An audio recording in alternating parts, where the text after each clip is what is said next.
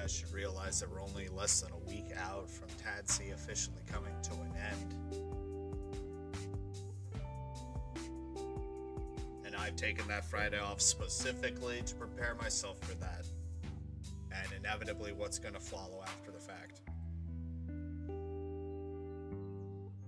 I think that's where our headspaces should be right now, so.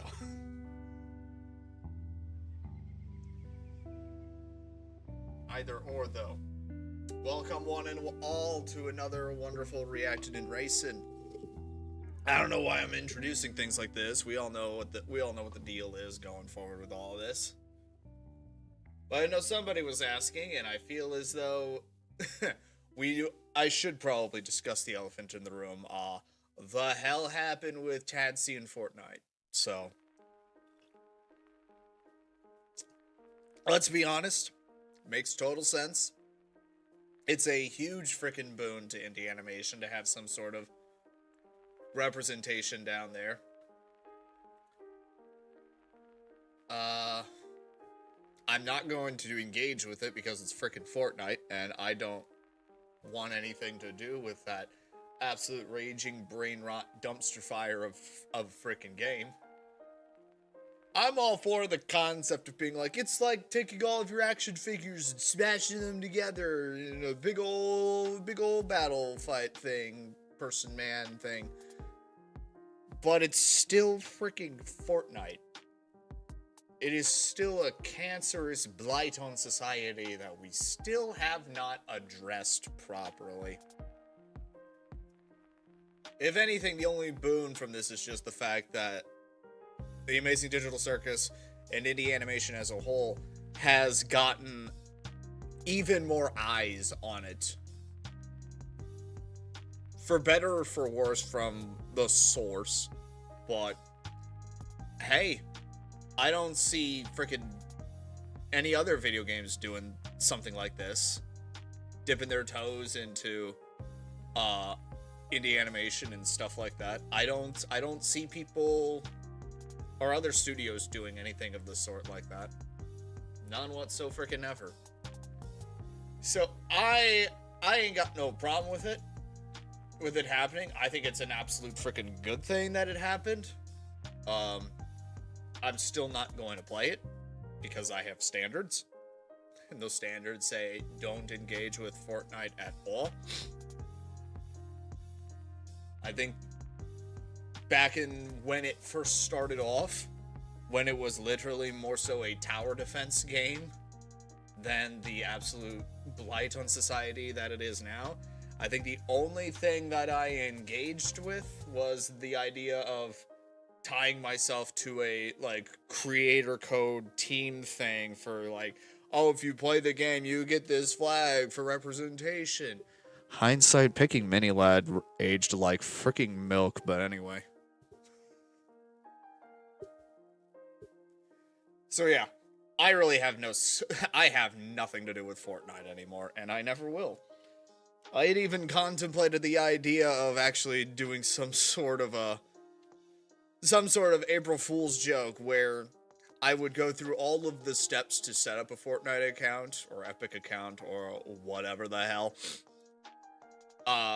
Going through all the steps and everything, installing the game, and launching the game, getting ready to start a match, and then all within the same video, back out of the game, uninstall it, deactivate the account, and then cap the entire video off with April Fools, and that would have been it. That would have probably been the extent, but I can't even bring myself to do that. That's how little I care about Fortnite, so. If you find it fun, whatever, to each their own. I hope you get the victory royale that you've been sought after so much and everything. I'll be over here, fully employed, and not giving a shit, so. That's more or less where I'm at right now. I think we also need to talk about the idea that, again, this is one of those weird moments where here we are at the beginning of the stream and just being like, I got stuffs to say. I've got quite a lot of stuffs to say. But boy howdy did Hollywood get repeatedly punched in the balls this month, and I think we are all freaking here for it.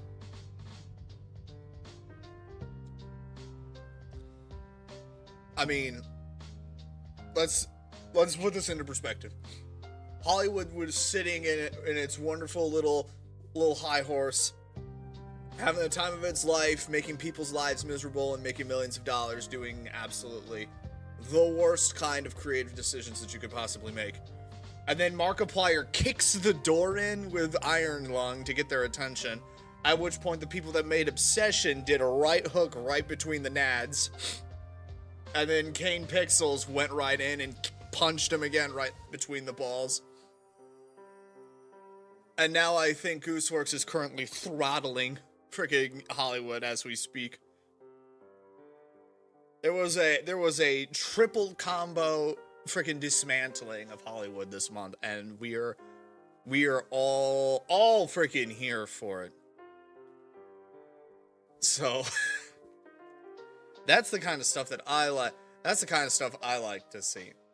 Granted, I haven't seen Obsession. I don't plan to. I don't do horror. I haven't seen The Backrooms. It's horror again. See the reason why I haven't seen Obsession either. I'm just not a horror person in general. So whether it would have been a big Hollywood blockbuster horror movie or an indie horror movie, it's still a freaking horror movie. Not my cup of tea. I am not a horror fan whatsoever. Whether it be movies, books, shows, games, any of the sort. Just not my vibe. And I am perfectly within my right to say that, regardless of the current climate and everything. But I will say this, from what I've been hearing online and everything that's been going on with it, if you are a horror fan of any sort, it is your God-given right. It is your God-freaking-given right to see both Obsession and Backrooms. Because from what I've heard, they are freaking fantastic movies. And the fact that it's just two YouTubers that come out of freaking nowhere with money in their pot, with some having a lot of financial backing in the form of Kane Pixels, but others just on a limited budget and a creative dream, a la Obsession. And both of them have been doing absolute freaking gangbusters. But I don't think you guys understand exactly why this is such a big freaking deal.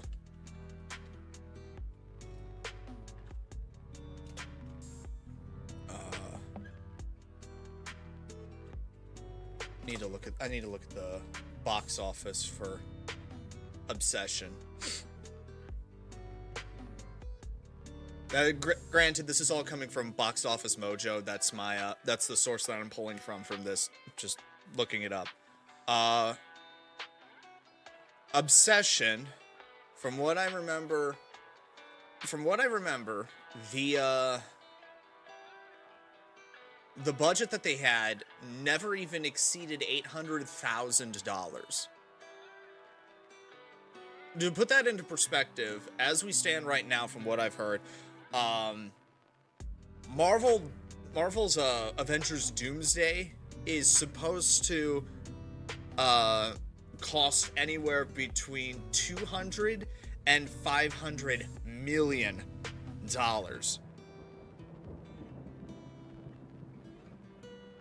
And that movie hasn't even come out, and it's probably going to suck donkey balls because Marvel lost the plot ever since Endgame.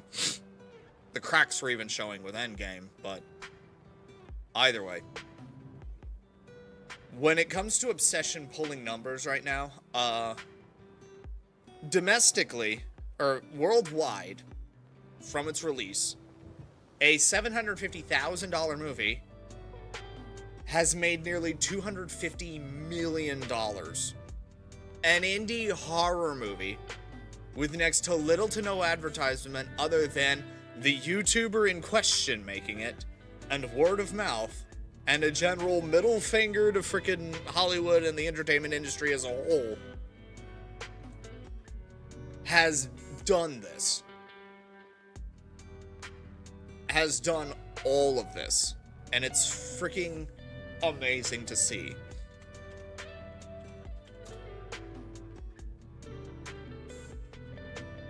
And Backrooms itself is doing crazy numbers as well. It's become A24's single most profitable movie it has ever made. I don't know the actual specifics for what Backrooms' starting budget was. I know it's not several $100,000, but at the same time, it's not several $100 million either. It's like a couple million. I think the number that keeps coming to mind is like 13 million. I don't know if that's correct, but it feels right for the...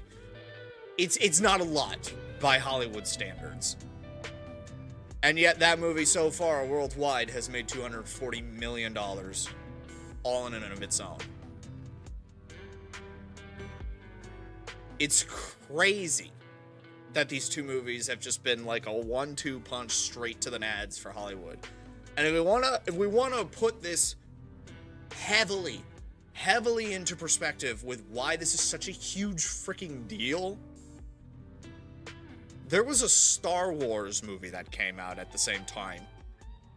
There was a Star Wars movie that was still in theaters when both Obsession and Backrooms came out. And under normal circumstances, now that I'm starting to think about it, when you have two indie horror movies going head to head with each other, there's a possibility of audience cannibalization, where one chooses to see one over the other. That did not happen. What happened was the audiences saw one movie and then went and saw the other because these movies were made for them. But I need to look at this.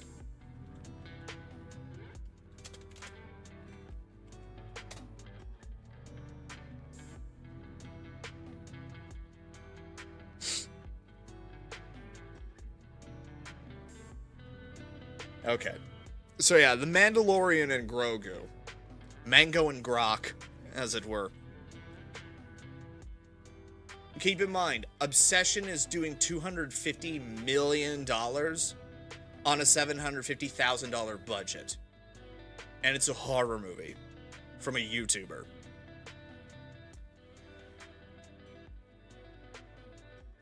Mandam, thank you, ma'am, and frickin' Grunkle Stan over here is on the cusp of breaking 300 million worldwide.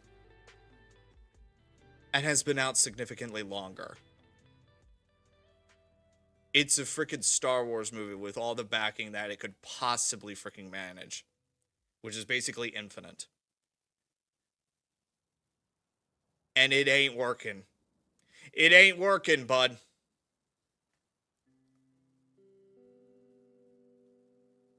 They were saying that this movie was going to have to pull like somewhere up in quite literally $1 billion range to break even. That movie is not even halfway there. And it is not living on a prayer.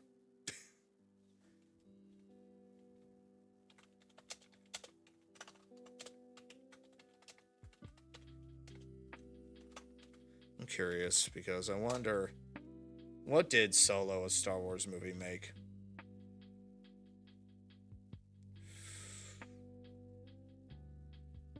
Ooh. Because, yeah, hashtag Solo lost money. The lowest grossing movie that had been confirmed from the Star Wars franchise thus far was Solo. And apparently worldwide, it made just shy of $400 million. And was considered a flop.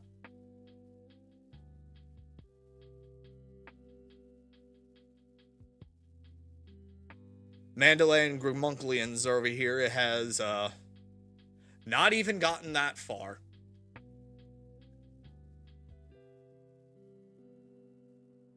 Yeah.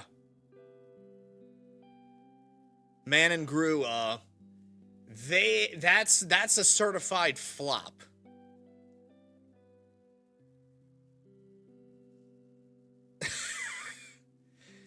Two indie films and what could best be described as a series finale movie, i.e. Amazing Digital Circus, the last act, have blown Star Wars out of the water. Put that into perspective. Somebody open the door wide enough, because we gotta let that sink in somehow. Now we're sitting here, we're about to see something crazy happen.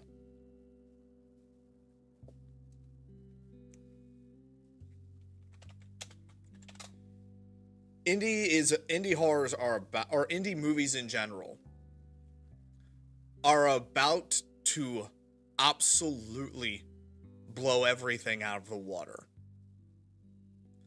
Abso-freaking-lutely, they are going to start taking names and cashing checks left, right, and center. And again, let's put this into perspective as well with Iron Lung 2.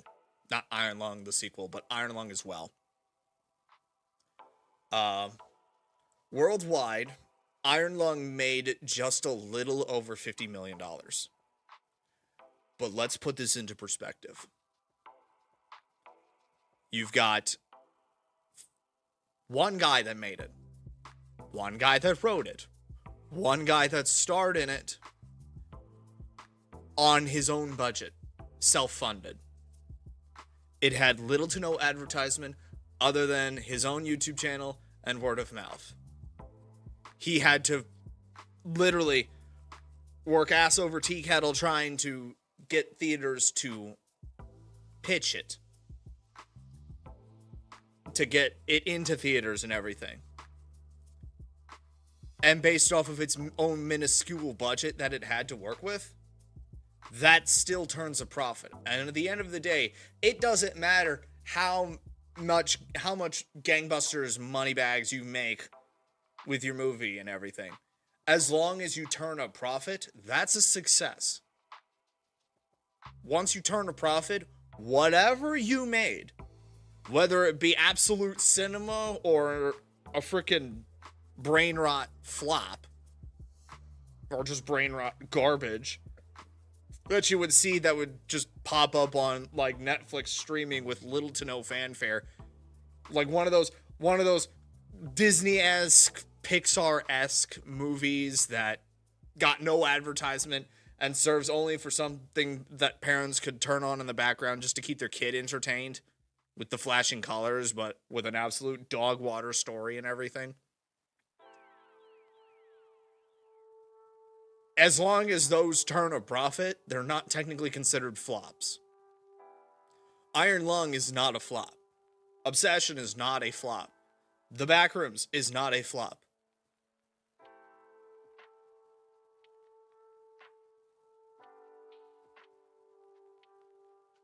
But Mandalorian Grogu is a flop.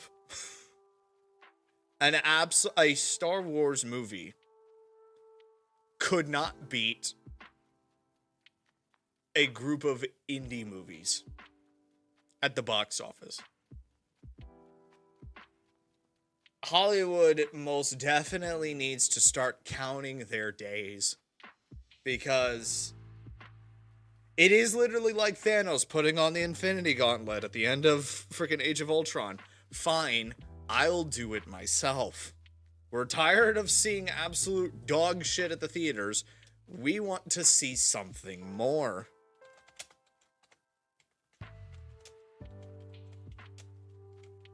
We want to see actual movies that mean something, that are actually entertaining.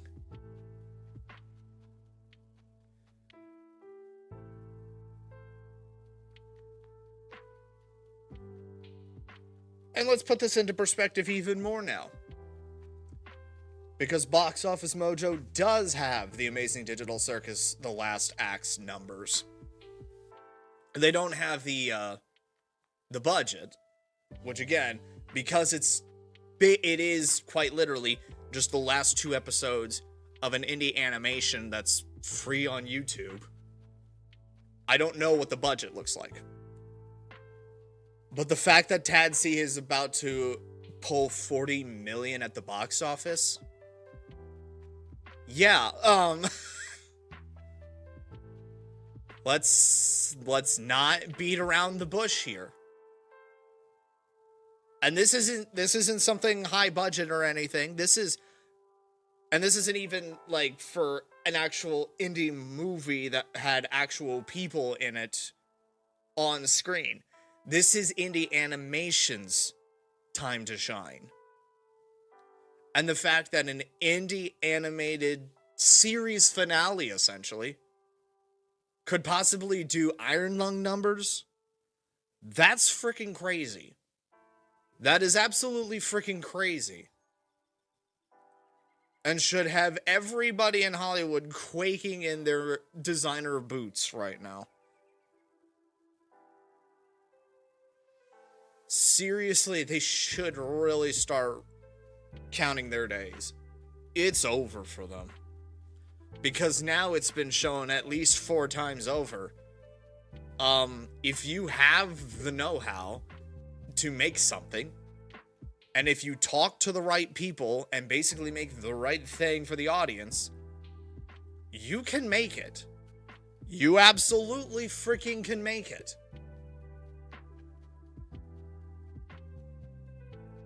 So it's not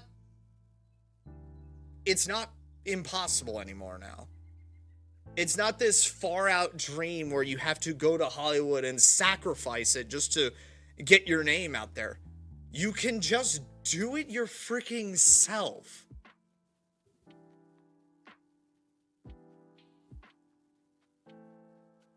Yeah, that's another one, mine. I haven't seen House of Eden.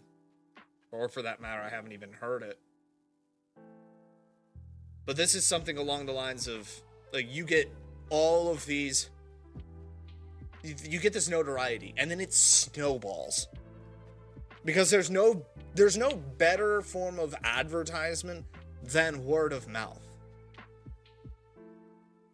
Because if you get one guy who goes see your movie, and then he then goes off and tells his friends, hey, I saw this movie, it was really good, you need to go see it yourself. Then you've got like 4 or 5 more people that want to go see it. And then they'll tell their friends. And then those friends will tell their friends. And it keeps splintering and spidering and fractaling out until you get even more people.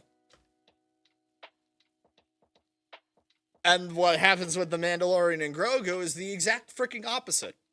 There are people that went to go see it, and then they went and told their friends, it's absolute dog shit, don't bother. And then that spiders out, because then those friends will tell their friends, don't see this movie. I heard somebody went and saw it, and they absolutely hated it. So, yeah, it's a cutthroat business, but if you have the means to make it, and you have the drive to push for it, you can get it out there. Markiplier, the masochist himself, was able to get it done on his own, and on his own terms. The people behind Obsession and the Backrooms have also been able to just say, I'm doing this my way. And you can either accept that, or get out of my way. But this is how it's going to be. And that's the way, we like it. It's absolutely stellar to see that a couple of indie movies, a couple of indie horror movies, which have even more of a niche audience, like more people will go see an action-adventure movie than they will a horror movie. I'm an example of that. I don't go see horror movies. I don't like horror movies. That's just not my cup of tea. So already out of the gate, an indie horror movie has one of the biggest balls and chains strapped around its ankle. and somehow have successfully been able to use that to freaking crush Star Wars at the box office. That's not supposed to happen. That's not what's supposed to happen in this day and age.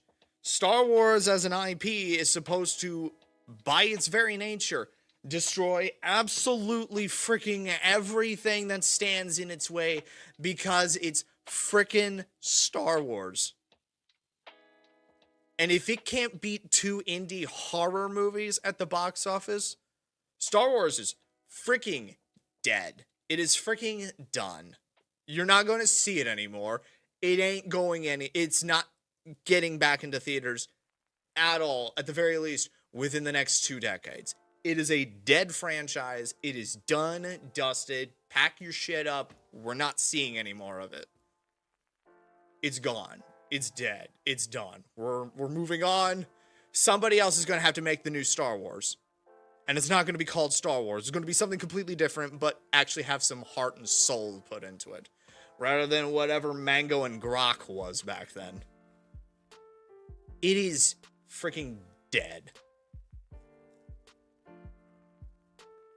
And Hollywood freaking killed it. Just not in the good way. And I don't really see the logic in their approach. It's like, okay, we have one of the most profitable franchises that has ever existed within the absolute history of humanity. Let's make every single creatively bankrupt decision we could possibly make and kill it. That'll work. That'll show the chuds. Wait, why is nobody watching our movie? We told them not to watch the movie. Why is nobody watching the movie? That's where we're at right now. Oh, brother. I just love to see it. I just freaking love to see it. But you know what else we love to see? Some SMG4 related stuff. Because Afterlife did some things, and Arcanum Studios did some things, and we have something from Legendary Drops that we need to address as well. So we get to look into those. How about that? So let me make sure that I have everything that I want done up and whatnot, which I don't. Typical. Bop-a-da-bop-a-da-bop. Boop.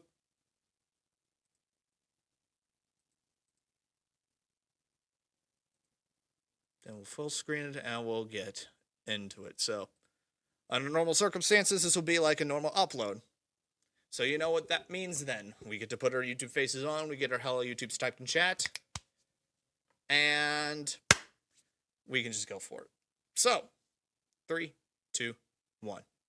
Hey guys, it's Viger, and I'm starting to get back into the groove of doing this rigmarole that we've always done for 10-ish years. It's slightly different, but we're getting back into it as we're slowly but surely figuring all of this out. But the wonderful people over at SMG4 Afterlife have at least got us getting back into the groove of things. So with all of that being said, once I'm able to actually remember how to switch things over like this, and then reorient myself appropriately so that you can see it over there and I'm not blocking it at all, we can get right into SMG4 Afterlife's newest upload, The Meatball of Wisdom. New character who dis something meatball related. Hopefully a certain somebody doesn't immediately try and eat it, because I feel like it's going to be plot relevant. So with that being said, let's.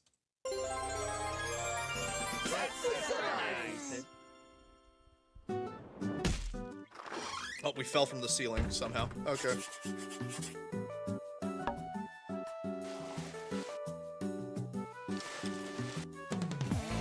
Oh.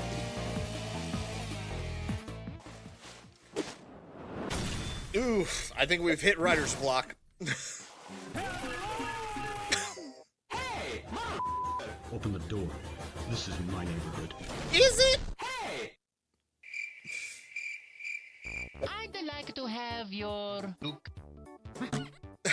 this. I can't read though. So Mario, what are you doing here? Peppo con se sta fotografato con una foto che è stato raffaccato. What? Why? Mario, I'm kinda busy here, you know? I got it! what are you doing, Mario? Yahoo!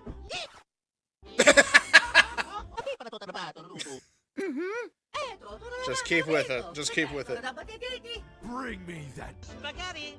You can at least tell me what you're here for. Huh? Tu sei capato nei perno toro? Oh boy! This makes me so happy! But you're just stealing from my work. Are you sure there's not something you can come up with that's original? That requires even a modicum of brain power.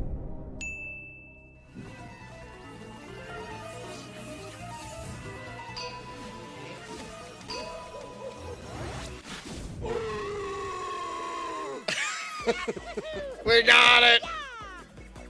Epic fantasy time! I don't even know what. You know what? I'm busy here. No, you're not. Because I said so. Now let's go! Maybe this will help with the writer's block somehow.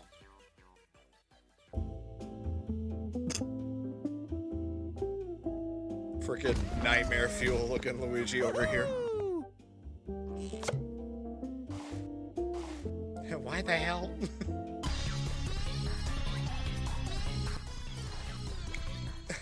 Hello, Okay, Mario. we're back. Piazza Matador Potonori, Carapato. Hi, Luigi. It's been a while. Mario asked me to. Oh yeah! Toro reparo. Ono tai toro cosa na bata toro poco na pepero. Don't worry, he's got that. Oh yeah! Almost like the script called for it. A game and wanted to join in. Oh yeah! Ono tai toro cosa na bata toro poco na pepero. O por eso no para con na bata na toro na toro na bata na bata na toro. No, nothing like that. You see, I've actually set up my own. We don't need to talk about Clench. Brings up a game. Gotta keep my gaming legacy alive somehow. Tapi para to trabato tutu. Behold! Mario, I didn't know you play Mushrooms and Morons. I love that game. He's the star of it. Can we play with you guys? Yahoo! I'ma really enjoy playing with you. Yep. Freaking gaslight her into this. Potono tunita na tunna na sana tunna kanara na sana na sarate na rapetani tiniti. Oh, we have our crew together. Are you ready?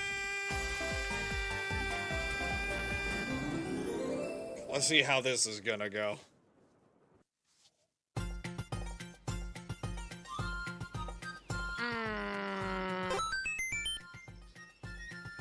Potono tunita na tunna na sana tunna kanara na sana na sarate na rapetani tiniti. Fuck you. It's my world! So, I'm what's the included! game? How do we win? E tutte le cotto da ton simpatachete. Peppo con se sta cotto rapota con la post. How are we gonna get into the pasta castle? Maybe we can ask people in that tavern. I'm sure they'd love to help. The old Eastern Spaghetti Tavern. Let's see how this pans out.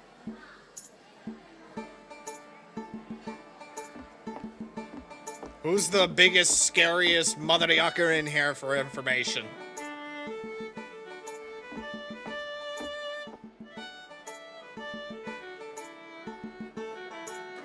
I don't think it's wise for Luigi to go to the furries. Hello.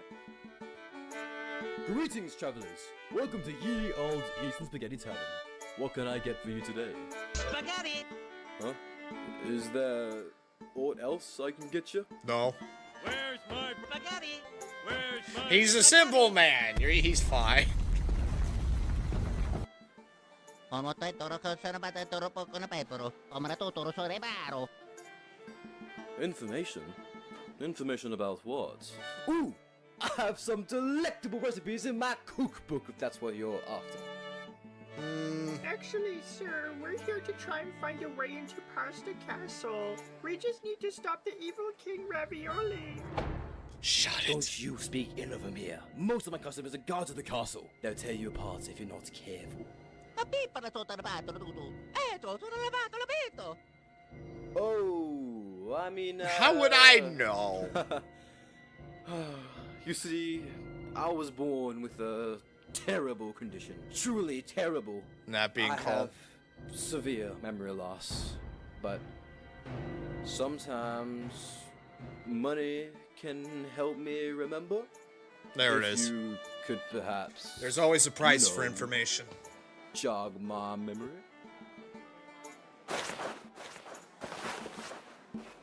Well, crap, I'm broke. How was I gonna pay for the spaghetti anyway?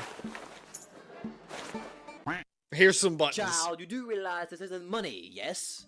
How am I supposed to scam you? I mean, remember, this vital information without real money. Damn it! They're broke as shit too. Sorry. Can't we just find the castle on a map and break in to defeat this guy? So I can get back to my writer's block. Oh, I know. I'll play you a song. Okay, I don't know if that. I think that's a nat 1. Yeah, that is a nat 1. We'll always love you. Shut up.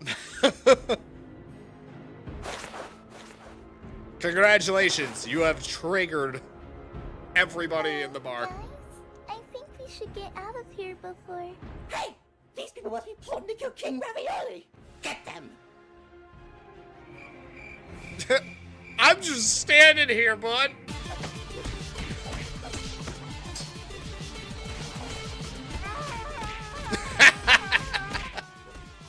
Meanwhile, Ooh, you're so good, you got Mario confused. Get out. What?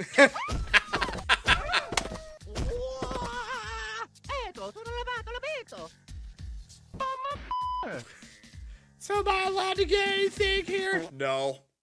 Oh.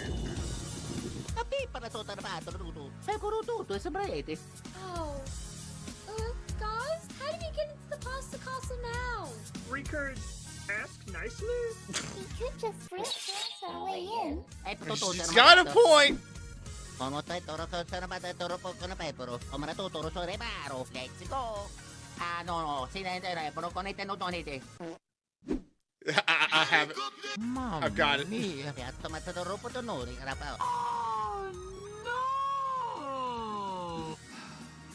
Fine. Fine, we'll break the rules just for the funsies.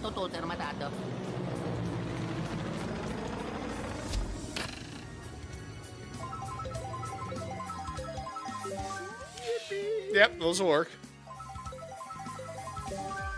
Yep. Yep. And 6. Bullshit! Numbers don't lie. Acrobatics check fail. My nose feels funny. Wow, good save, Tari. Oh boy. Somebody watching.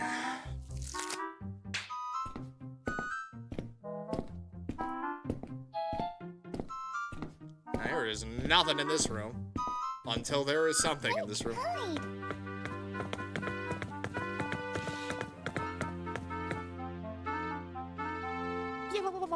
Hey, did you hear that? It sounded like someone's over there. Bro, come on. You're just going crazy again. Yeah, probably. Perkins, I need you to sing. Really? And I will Stun grenade! always love you. Or I guess incendiary grenade, go! And I will always Kill. you. Damn. That backfired. Hey! Let's go!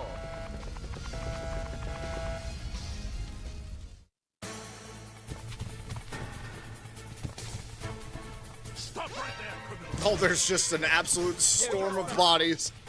Looks like there's nowhere left to run. We'll have to face these guys head on. I don't know what anyone's saying right now. Last mistake. Now this is real guard duty. That's it. Don't say I didn't warn you. I'm not dealing with this.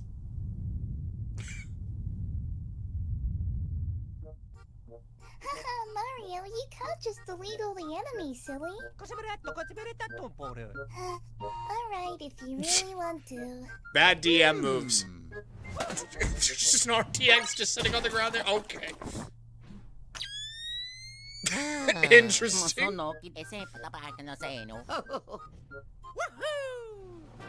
It's so good when we have the DM on our side. But again, big mistakes when you start hand-holding the party. You gotta let them fail. That way the successes mean something. It's King Ravioli and his giant square head.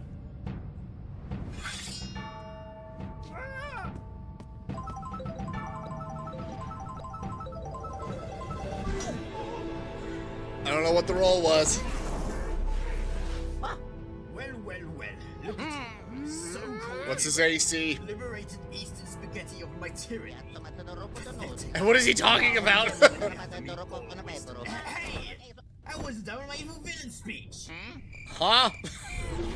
You ruined it. I cast stun. Now's our chance. Hit him with everything you got. The animation quality has absolutely freaking stepped up here, and I'm all for it. He gets a nat 1.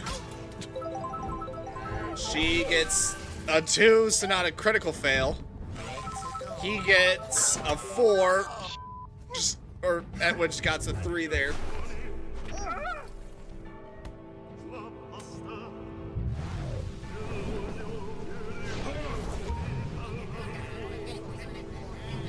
Oh boy.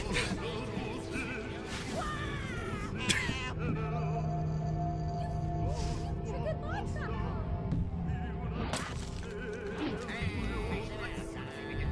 Turn it to their side. You pathetic rats. Wait, what them of you? Hey, where's the other guy? Oh, he rolled a nat 20. Critical hit. Yeah, take that, you mean. Man was doing some damage there. Shots are a waste of time. Let's finish this. Ooh. Finish this. She's got the nat 20 now. Oof. Oh, they're pulling it in now. Mario, get him. This is unprecedented roll synergy.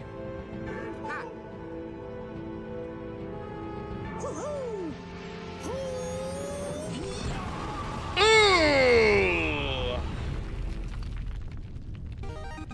Did it! Luigi. Yay!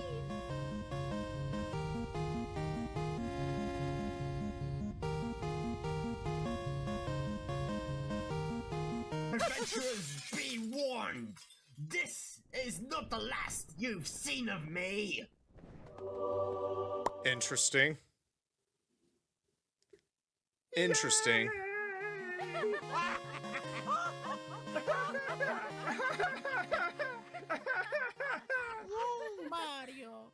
You know, that was pretty fun, actually. Hey Mario, if you ever want to play Mushrooms and Morons again, you know who to call. Yay, I'm glad everyone had fun. A heads up I'm would a be f- nice before you drag me away from my writing next time, though, Mario. Okie dokie. I will probably forget that. But maybe this will help with the writer's block. Hey, it's me. No heads up again.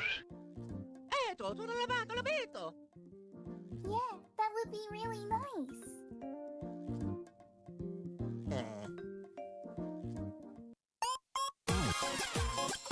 Mario's getting to understand his friends a little bit more. Granted, it took him 10 years to get there, but we're finally there. But he's still the lovable idiot that we all know and love. So, but hot damn, the Afterlife crew has really frickin' stepped their game up, and I am absolutely frickin' proud to see it. Cause I've got to say, when it comes to the official SMG4 stuff, they used SFM very sparingly. So the fact that Afterlife can just throw it in here and it actually still looks good when implemented, I mean, yeah, I'm all for it. This is the high quality stuff we're all here for. A mix of Gmod jank and source filmmaker superiority. We're all here for it, and I say continue on with it. Pop off, King. Let's freaking go. But that's it for this video. On to the plugs. Check out SMG4 Afterlife for all the amazing adventures that will continue on in SMG4's legacy. Despite the official coming to an end, we have the Afterlife to look forward to. I don't know if I want to popularize that as the ending tag for Afterlife, but we'll just see what happens with that. Check out Puckle Podcast. We meet a bunch of wonderful individuals, talk about all things Pokemon. Now that Scarlet and Violet are out in their entirety, Legends ZA is out in its entirety, and Winds and Waves is somewhere on the horizon, we have way too much stuff to talk about. Follow me on X, check out the Discord, buy some poggers, and that is it. And with that being said, I'll see you guys when I see you guys, and as always, toodles. Whoo, boy howdy. We are all here for it. That was one, though, that I was going to need to look into. And the other, you guys have put up, or brought to, I'm trying to find the right words, brought to my attention. Let me see if I just need to do reaction reverse so that we can see it a little bit better. So, Arcanum Studios decided to remaster Mr. Puzzles' first song that he did. Freaking Creative Control. I have not seen it. I have been told that I need to see it. And so now I'm going to be sharing it with the rest of yous while we figure out exactly what it is that Arcanum decided to do this time. So let's see what the source filmmaker remastered version of Creative Control looks like. So let's do it.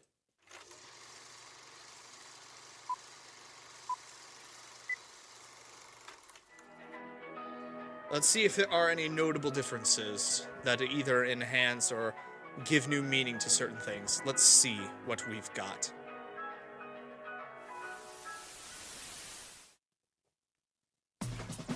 My dear friend, this TV is all about escapism, yet you want to escape? Come on and stay a while as I share with you the who, what, when, where, why, and how of my genius plan. Already looking good. Scene opens on a little Mr. Puzzles. Now cut to him having no friends. It was a struggle to find anybody who could be my buddy, so instead I watched TV all day to forget about my troubles. I was obsessed, I couldn't stop, I wouldn't stop until I'd seen every moving picture that exists. So we made the decision to get into television. I cut off my face and put a TV in its place. It's a good thing he's using the updated Mr. Puzzles with all the different faces. Problems uttered by utter fools. I'll do anything it takes. Are you ready for trouble? Got you binge watching. You're stuck with Mr. Puzzle. You can't stop me from cooking up this instant classic. You and your friends will look fantastic. Come and get your tickets. Before they're all sold. Don't want to miss this moment when those stars hit by. Make a creative control of your real life. Oh, it's so good. It's so freaking good. Message goes out to the stars of our show, the SMG4 crew. And we're rolling this show. You want to know why I chose you? You want to know why I chose you? Oh, The stupidest show that I've ever seen, and if I can make you entertaining, I the can past do adventures that he manipulated. That's a good touch. Got you binge watching. You can't stop me from cooking up this instant classic. You and your friends will look fantastic. Come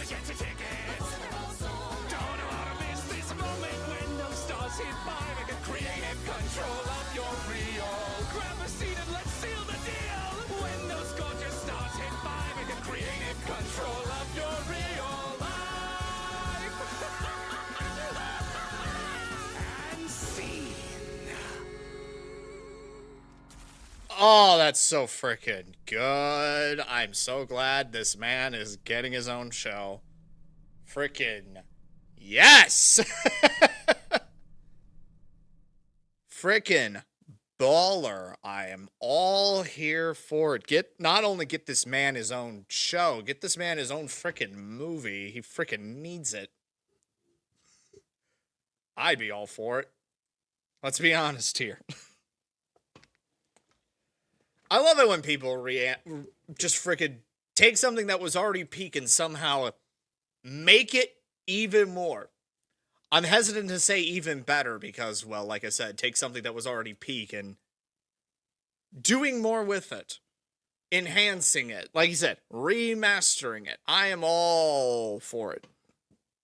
It's something new, it's something fresh, but it's something that we all freaking love to see. Now we get to be a little bit more serious. Now we get to be a little bit more somber with what it is that we're dealing with here. Because we're going back to Legendary Drops. And he's got some things to say, or at least he had some things to say 10 days ago. So, let me switch things over on this one then. So, apparently, nobody can afford this anymore. And I have reason to believe that, yeah, it is probably something, video games are way too expensive anymore. I have my own opinions about that. We will see if it actually comes up and is relevant to what I stand by. So let's see what Legendary Drops has to say about why nobody can afford this anymore. Probably video games. So let's dive into it. You guys know things are getting bad when even Steam can't do anything to stop it. If you guys somehow missed the news, Valve just upped the Steam Deck by nearly $300, and it got me thinking. Okay, that's a bit redonkulous, but I never planned on getting a Steam Deck. How much is a Steam Deck anyway?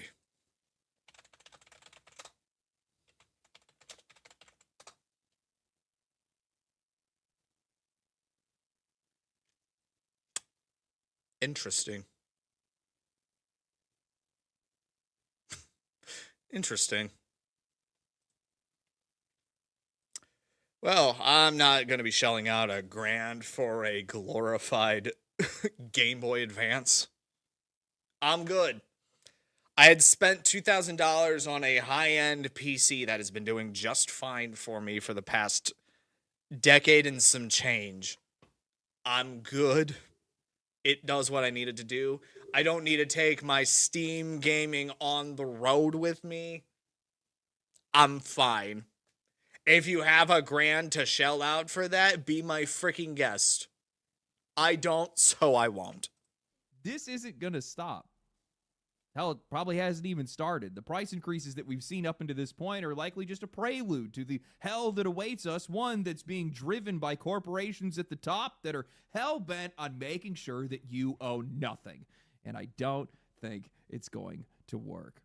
These guys have built an industry that is built off of the assumption that you're always going to need more, but players have been coming to the realization that they already have enough.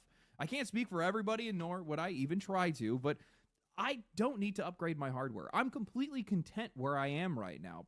I don't think I've upgraded my hardware, and I think the most recent thing that I added to it, and the only thing... I've only added 2 things to my computer, and that was quite literally a better graphics card, which was understandable to make sure that I can actually play games that I want to play that are coming out this day and age, and more memory space so that I have more room to work with. That was several years ago. I don't need the next frickin' RTX, whatever the heck 4-digit number it has anymore now. I don't need that anymore. My computer works the way that it works, and I don't need to shell out another $1,000 just to make sure that it works slightly better now. So, yeah. I could be exactly where I am for the next 10 years and still be okay. Yep. I mean, 90% of AAA games are swill, and most of the games that I enjoy the most are probably playable on a Nokia phone from the 2000s. So, who are we kidding? It's the beauty of indie games. They're made cheap with potato quality computer processing, but it's all about the gameplay itself rather than how it looks. These guys keep thinking that we need to upgrade and we need to push higher. I'm sitting here thinking maybe it's time we all start pushing back. And that's something. Simple supply and demand economics. If the demand is not high enough, then prices will drop. But if the supply is short, then the price will go up. But if nobody's buying, then the companies need to make some hard decisions as to what it is that they're going to be doing as far as providing to the audience in general. This can go on a hardware level, this can go on a software level, it can go on a computer level, it can go on a game level. If the audience ain't buying, you got to find a way to make them buy. And if the problem is price, well, then you got to do something about that price. Making it more expensive is not the answer, though. So, with a real basis in reality, because we now have component makers and case makers and hardware makers that are coming forward saying that it's always been the games industry that has pushed this technology forward, but with these current prices, nobody can justify upgrading anything or buying anything in this case. And they go even further by saying AAA publishers aren't even giving them a reason to. We're at the point where these companies are now starting to point fingers at each other. Yeah. That's good. It's good when you get to see the infighting happen. And I've always said that, or I've always believed, graphics do not make a game. And if anything, video games need to stop trying to make everything more realistic. If I want to see something more realistic, I'll go out frickin' side. I'll go outside, touch grass, and be an actual human being in reality. I don't need my video games to look realistic. I just need to look out the window and there's my realism. I don't need it in my video games. Make it cartoony. Make it fantastical. Make it look different enough that it justifies everything. I don't need God of War laundry over here trying to make everything look oh so realistic and all this other jazz. I'm not interested in realism. I'm more interested in the game itself and what it has to offer me. I don't need that kind of stuff. Nobody needs this kind of stuff. Nobody needs ray trace lightings, high-res graphics, and all this other gobbledygook stuff and everything. He's like, yeah, Red Dead is basically like the epitome of it. I didn't need to know that you put in hundreds of thousands of dollars of tech just to make a horse's balls shrink in the cold. I didn't need that. Nobody needed that. Because nobody's looking for that. If you're looking to see if a horse's testicles are working fine, brother, you need to see a professional. Because you are off your freaking rocker over here. You need help in that regard. Because in all honesty, I've been playing a lot of, why am I blanking on its name right now? Far, Far West. I've been playing a lot of that, which is basically what I would call robot cowboy helldivers, essentially, is what Far, Far West is all about. And that is probably one of the most fun cowboy games I've played in a long time. And I barely touch Red Dead Redemption 2. Or Red Dead Redemption in general. So the fact of the matter that, and again, it's an indie game as well. The fact that that is even more fun with its cartoony jank, with your flying steam train that's extracting you out of the mission after you beat a sentient, possessed saloon that's flying through the sky. Yeah, it's a lot more fun then. And it doesn't look realistic at all. But that's not what you're here for. Video games were never supposed to look realistic. They were supposed to be fun. And somewhere down the line, a lot of these companies have missed that point. And I really think it's high time we got back to that. Which is why today I'm going to be talking about how I think this is the first signs of a collapse that we are in such a desperate need for. How the Steam Deck's price increase really puts a lot of this stuff into perspective, especially given the fact that well, it went out of stock within 24 hours of going back online. And how, for all of the financial realities these guys want to talk about, they have a really hard time looking in the mirror. But if you guys were looking to upgrade, I would check out today's sponsor, Starforge PCs. Now, realizing this is probably not the best video to have put these guys on, but that just goes to show how much confidence I have in them. I absolutely love my Starforge PC. I don't know where I'd be without it. I wouldn't be able to get half. If I ever do get a PC upgraded, we'll probably be with Starforge. So I know for a fact they will have yours. Check out some of the coolest custom builds and some of the coolest custom cases in the entire universe with Starforge PCs. Check out the link in the description and in the pinned comment. Give these guys some love. Thank you guys for sponsoring the video. I don't know, guys. Buying into gaming hardware feels a lot more like making an investment than actually buying into a hobby right now. And if you've been buying early, honestly, your portfolio is probably looking pretty great right now. I mean, investments in the Switch 2 were up 11%, PlayStation's up 28%, Xbox up 30%, and we just saw a massive upswing with the Steam Deck OLED jumping a whopping 46%. All great news for the people that are looking to sell their hardware, but nothing but bad news for anybody that's actually trying to get it. Yeah. Just last week, Valve announced price increases across the Steam Deck lineup. The 1 terabyte OLED going from $649 to $949, and the 512 gigabyte jumping from $549 to $789. Both of which were some of the last genuinely affordable options in handheld PC gaming, both now climbing well out of the reach of the average person. Valve's official comment being that these prices reflect... I get the idea of getting like a miniature computer that runs all of your games. But I mean, we already have something like that. Freaking Nintendo was at the top of its game with the freaking DS and 3DS. And most of them were only like, what, $100, $200? Yeah, we already have portable PCs. They're called freaking laptops. I don't know why we need this freaking brick that costs more than I make in freaking...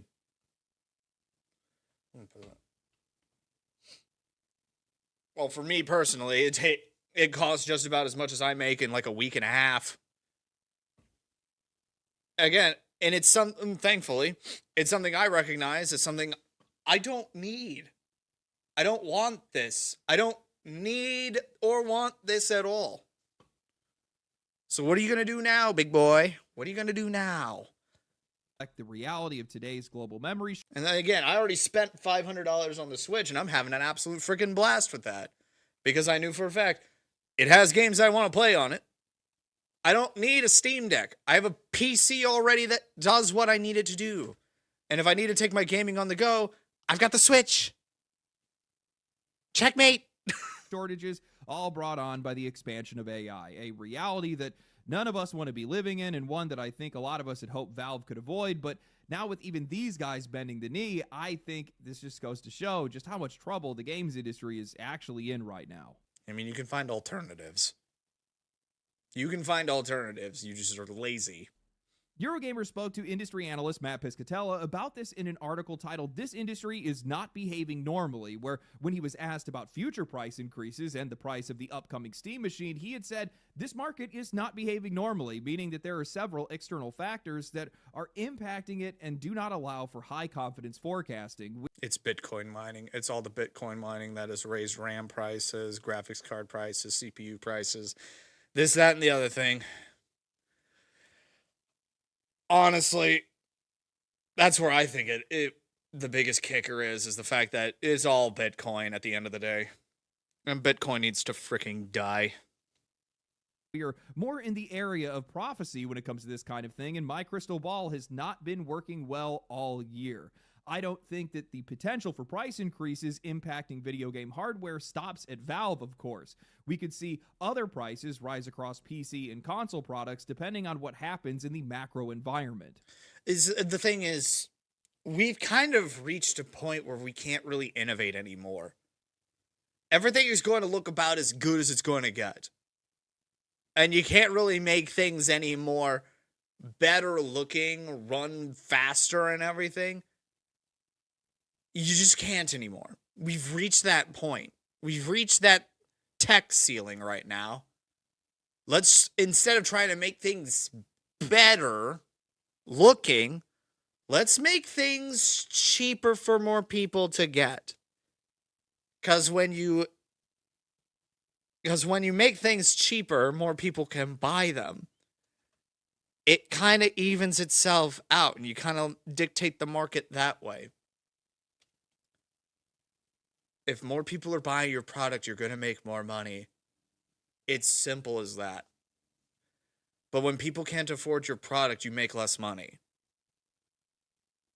That's why not everybody's running around with a freaking Tesla nowadays. Because those things cost an arm and a leg. But everybody's still buying a car. They're just going for the cheaper alternative because it does what they need they need it to do. So instead of trying to quite literally reinvent the wheel, make the wheel cheaper, but just as effective. No, you can do it, PC gaming. No, we know you can do it. It's just whether or not you want to take the hit and make it work. This is coming at a time with rising prices for everyday spending categories such as food and fuel. As customers are shifting more of their spending to everyday essentials, less of that tends to be available for discretionary categories like video games. I think I know why that is the case. And they're not going to like it when I say this, but people are growing up. Just want to put that one out there. People are growing up.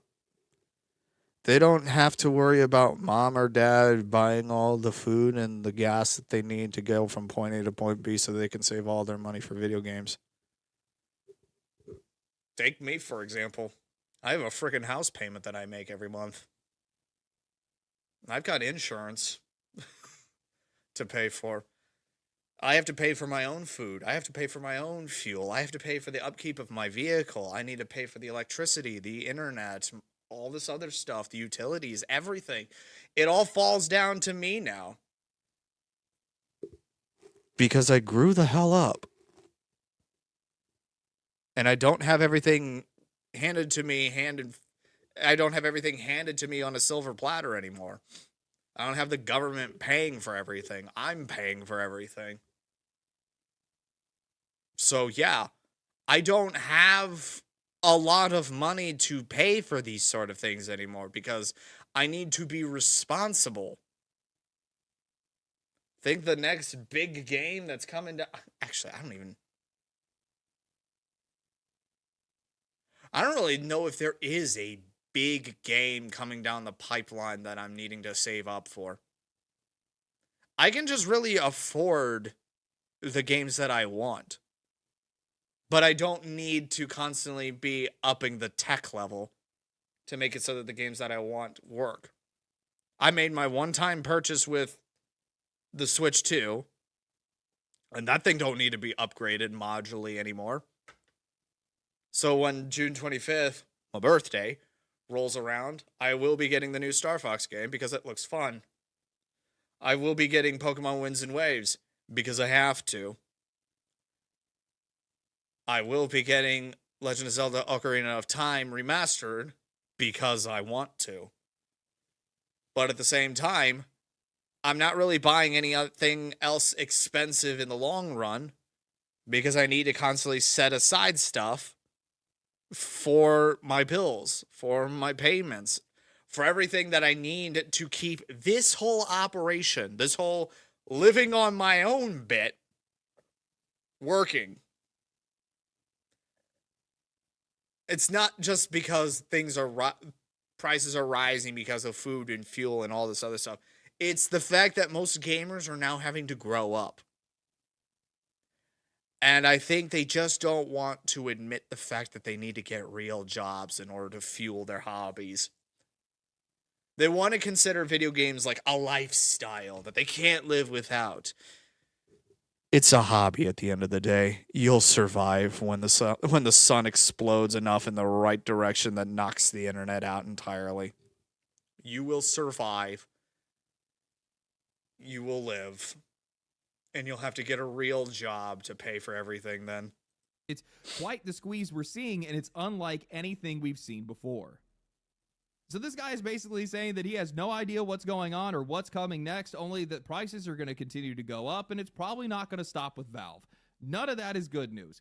But it doesn't stop there. No, it's not just the customers that are feeling the squeeze. The people that are actually making this hardware are starting to feel it too. And these guys aren't just blaming AI. Oh no, they're starting to blame AAA game companies as well. Recently, I watched the entire 3.5-hour deep dive that Gamers Nexus did into what they're calling the collapse. 3.5 hours. That might be good to listen on the forklift. Of personal computing. Absolute peak second monitor content, by the way, carried Yeah, I was about to say, put it on the second monitor and listen to it while you're doing another thing. me through half of the actually a really good chunk of the Path of Exile 2 campaign, but they interviewed everyone from RAM makers like Corsair to cooling companies and case companies like Height and Cooler Master, and a few things really stood out to me. First, I had no idea how bad some of these guys are actually suffering. Nearly anything that is downstream of memory in the DIY space is basically hemorrhaging money right now. Yeah, memory space. RAM and stuff. That's not just AI. That's Bitcoin mining as well. And it's just as terrible. Needs to stop. I honestly say we just need to liquidate and devalue Bitcoin and everything else. Cryptocurrency in its entirety. And we need to get people back into just getting a real job and making money on their own, as opposed to just slaving away doing whatever it is that they do for crypto mining and everything. Get a real freaking job, please. Corsair and the other RAM makers are essentially just at the mercy of whoever gets there first. And right now, these AI companies with NVIDIA, Microsoft, and everybody else, they're all holding contracts, giving them first priority on memory supply, which means that PC RAM makers, well, they have no idea when they're going to get stock or how much it's actually going to cost when they finally do. And that uncertainty is rippling out all over the place. Case and cooling companies who have nothing to do with memory are either watching hundreds of thousands or even millions of dollars of product just sit in warehouses somewhere because people aren't really building anything right now, or they're being forced to rethink their entire product line because the people who are building are cutting every single corner outside of everyday essentials. All their budget is going to memory. Everything else is just the cheapest option. So what you're ending up with is this slow, controlled free fall for the entire gaming hardware space. A lot of these companies are genuinely at risk of going under if this continues any longer. And when Height was asked if they saw any light at the tunnel, they said something that I did not expect. Why do you feel that there's no light at the end of the tunnel for this one? At least for how we see it is we don't see something that stimulates the market as well as before. The technology upgrade cycle has slowed down because of... You've reached the peak. You can't innovate anymore. You've reached the absolute top of however powerful you can make your computer graphics card go before it just starts becoming redundant. You've reached the top and you can't innovate any further. You've reached the ceiling. There's nothing above it now. You can't go any higher, so now you need to start making it just more accessible. And they don't want to do that. Because it was really nice when you got people shelling $2,000 to $3,000 for all of your equipment and everything. They don't want to now just go down to just a couple hundred because that don't look good on the books. That doesn't look good at the end of the fiscal year and everything. That doesn't look good for them. They don't want to make things cheap. They want to keep the money train rolling like it is. That's where it really goes into. Different factors. AAA game, you could see how many layoffs are happening with the AAA game factories. There are not a lot of exciting games that came out. You're such a product guy. That is... Yep, pretty much. Like, I've said it before, the Nintendo Direct is basically a prime example. There was nothing there for me. Not a single goddamn thing for me. There was just Ocarina of Time Remastered, and that was basically it. For that whole 50 minutes, it was just 50 minutes of absolute freaking nothing for me. So I may spend like maybe $50, $60 on Ocarina of Time Remastered, and that's it. Congratulations, Nintendo. Your Direct got $60 out of my pocket. What are we doing here? Factories, studios, development studios. They laugh, but he's exactly right. These are factories constantly churning out some of the most predictable, oftentimes worthless slop imaginable, rarely putting out anything that would give anyone a meaningful reason to upgrade their hardware. And I don't even think that's just a PC gaming problem. Xbox and PlayStation combined haven't been able to produce a single generational title worth upgrading for. Sony has basically been on hands and knees begging people to leave their PlayStation 4s behind, and most of this industry is... Why would they? PS4 has all the games they want to play on it already. Why do I need to buy a new version of something that I don't need anymore? I know my brother's like a big diehard PS or PlayStation guy, so, but again, he's fully employed with a job that allows him to afford these sort of things. He has that luxury, and he's going to exercise it. But he, at the same time, also doesn't have a high-end PC like I do. Basically, the PlayStation is his high-end PC. That's where he does most of his, not most of it, that's where he does all of his gaming. When he wanted to mod Super Smash Bros. Ultimate on the Switch, he didn't go out and buy a Switch all on his own to mod.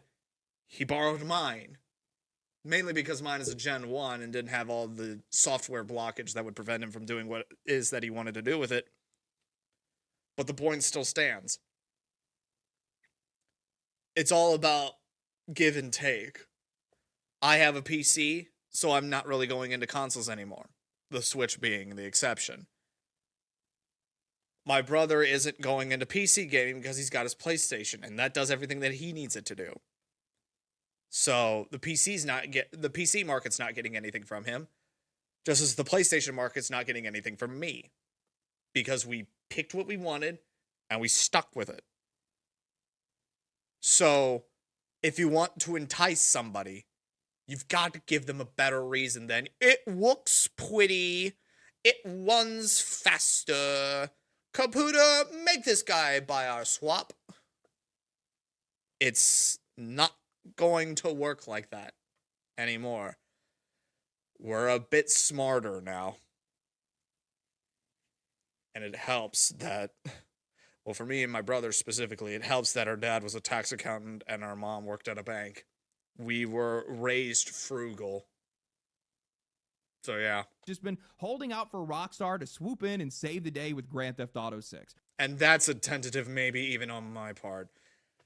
I'm not really in the ballpark of spending $120 on one game.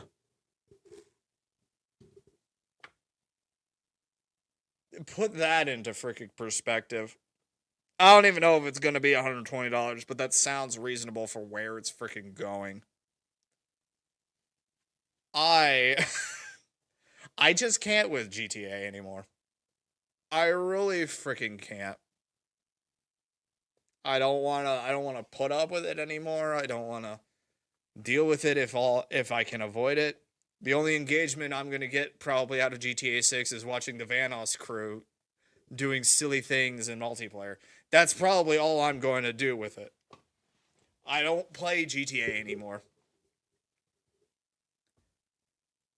And I doubt for even a moment that GTA 6 would run on my computer. I doubt it. So why would I even bother? Why am I going to shell out several $100s, maybe even a couple $1,000 to possibly upgrade my PC so that it can play one game? Probably. Why would I even bother with that? That is not a good exchange rate for me. You're going to need to try harder to entice me. I will stick to my Switch 2 games. I will stick to my indie games. I don't need this. You don't need my money. I'm good. All of this I'm going to squarely place on fidelity over gameplay. These companies have spent an entire generation chasing some of the most least noticeable graphical improvements imaginable. Yeah, again, why do we need to make things look better?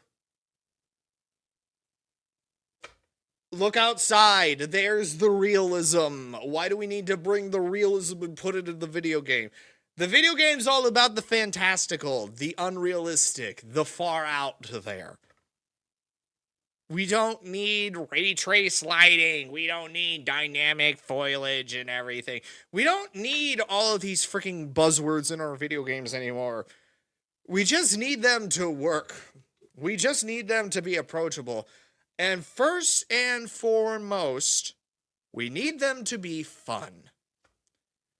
You could have the prettiest looking game the world has ever freaking seen, but if it's not fun, nobody's gonna freaking buy it. You could have the most amazing looking car ever built. It's got the sleek paint job. It's got an amazing frame. It's got all the tech you could ever possibly want. But if it doesn't move forward when you push the accelerator, nobody's going to freaking buy it then. Because it can't do the very basic thing that people want it to do. So, if you make a plate of food that looks absolutely freaking amazing and it's used all the finest ingredients and it's cooked to the right temperature, but if it tastes like shit, nobody's going to go for that second bite. And when somebody says this tastes like shit, nobody's going to order it then.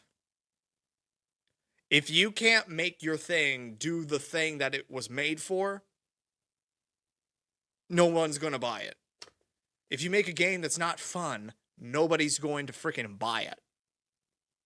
Period. Full stop.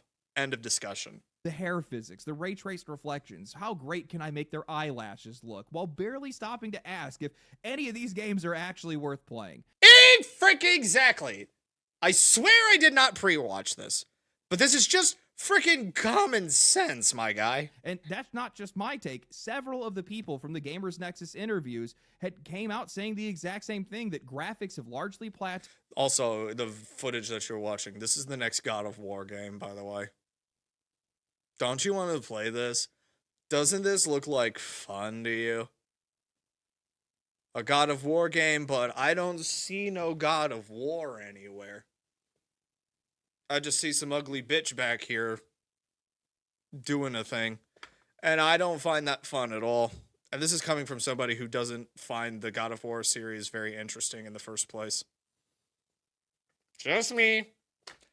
It's a PlayStation series game because I never played the PlayStation. It's whatever. And if you want to upgrade, you're probably not even going to notice. Most of these games are still getting mogged by Red Dead Redemption 2, and that game came out almost a decade ago. So what you're left And even then, that's a bit of a push.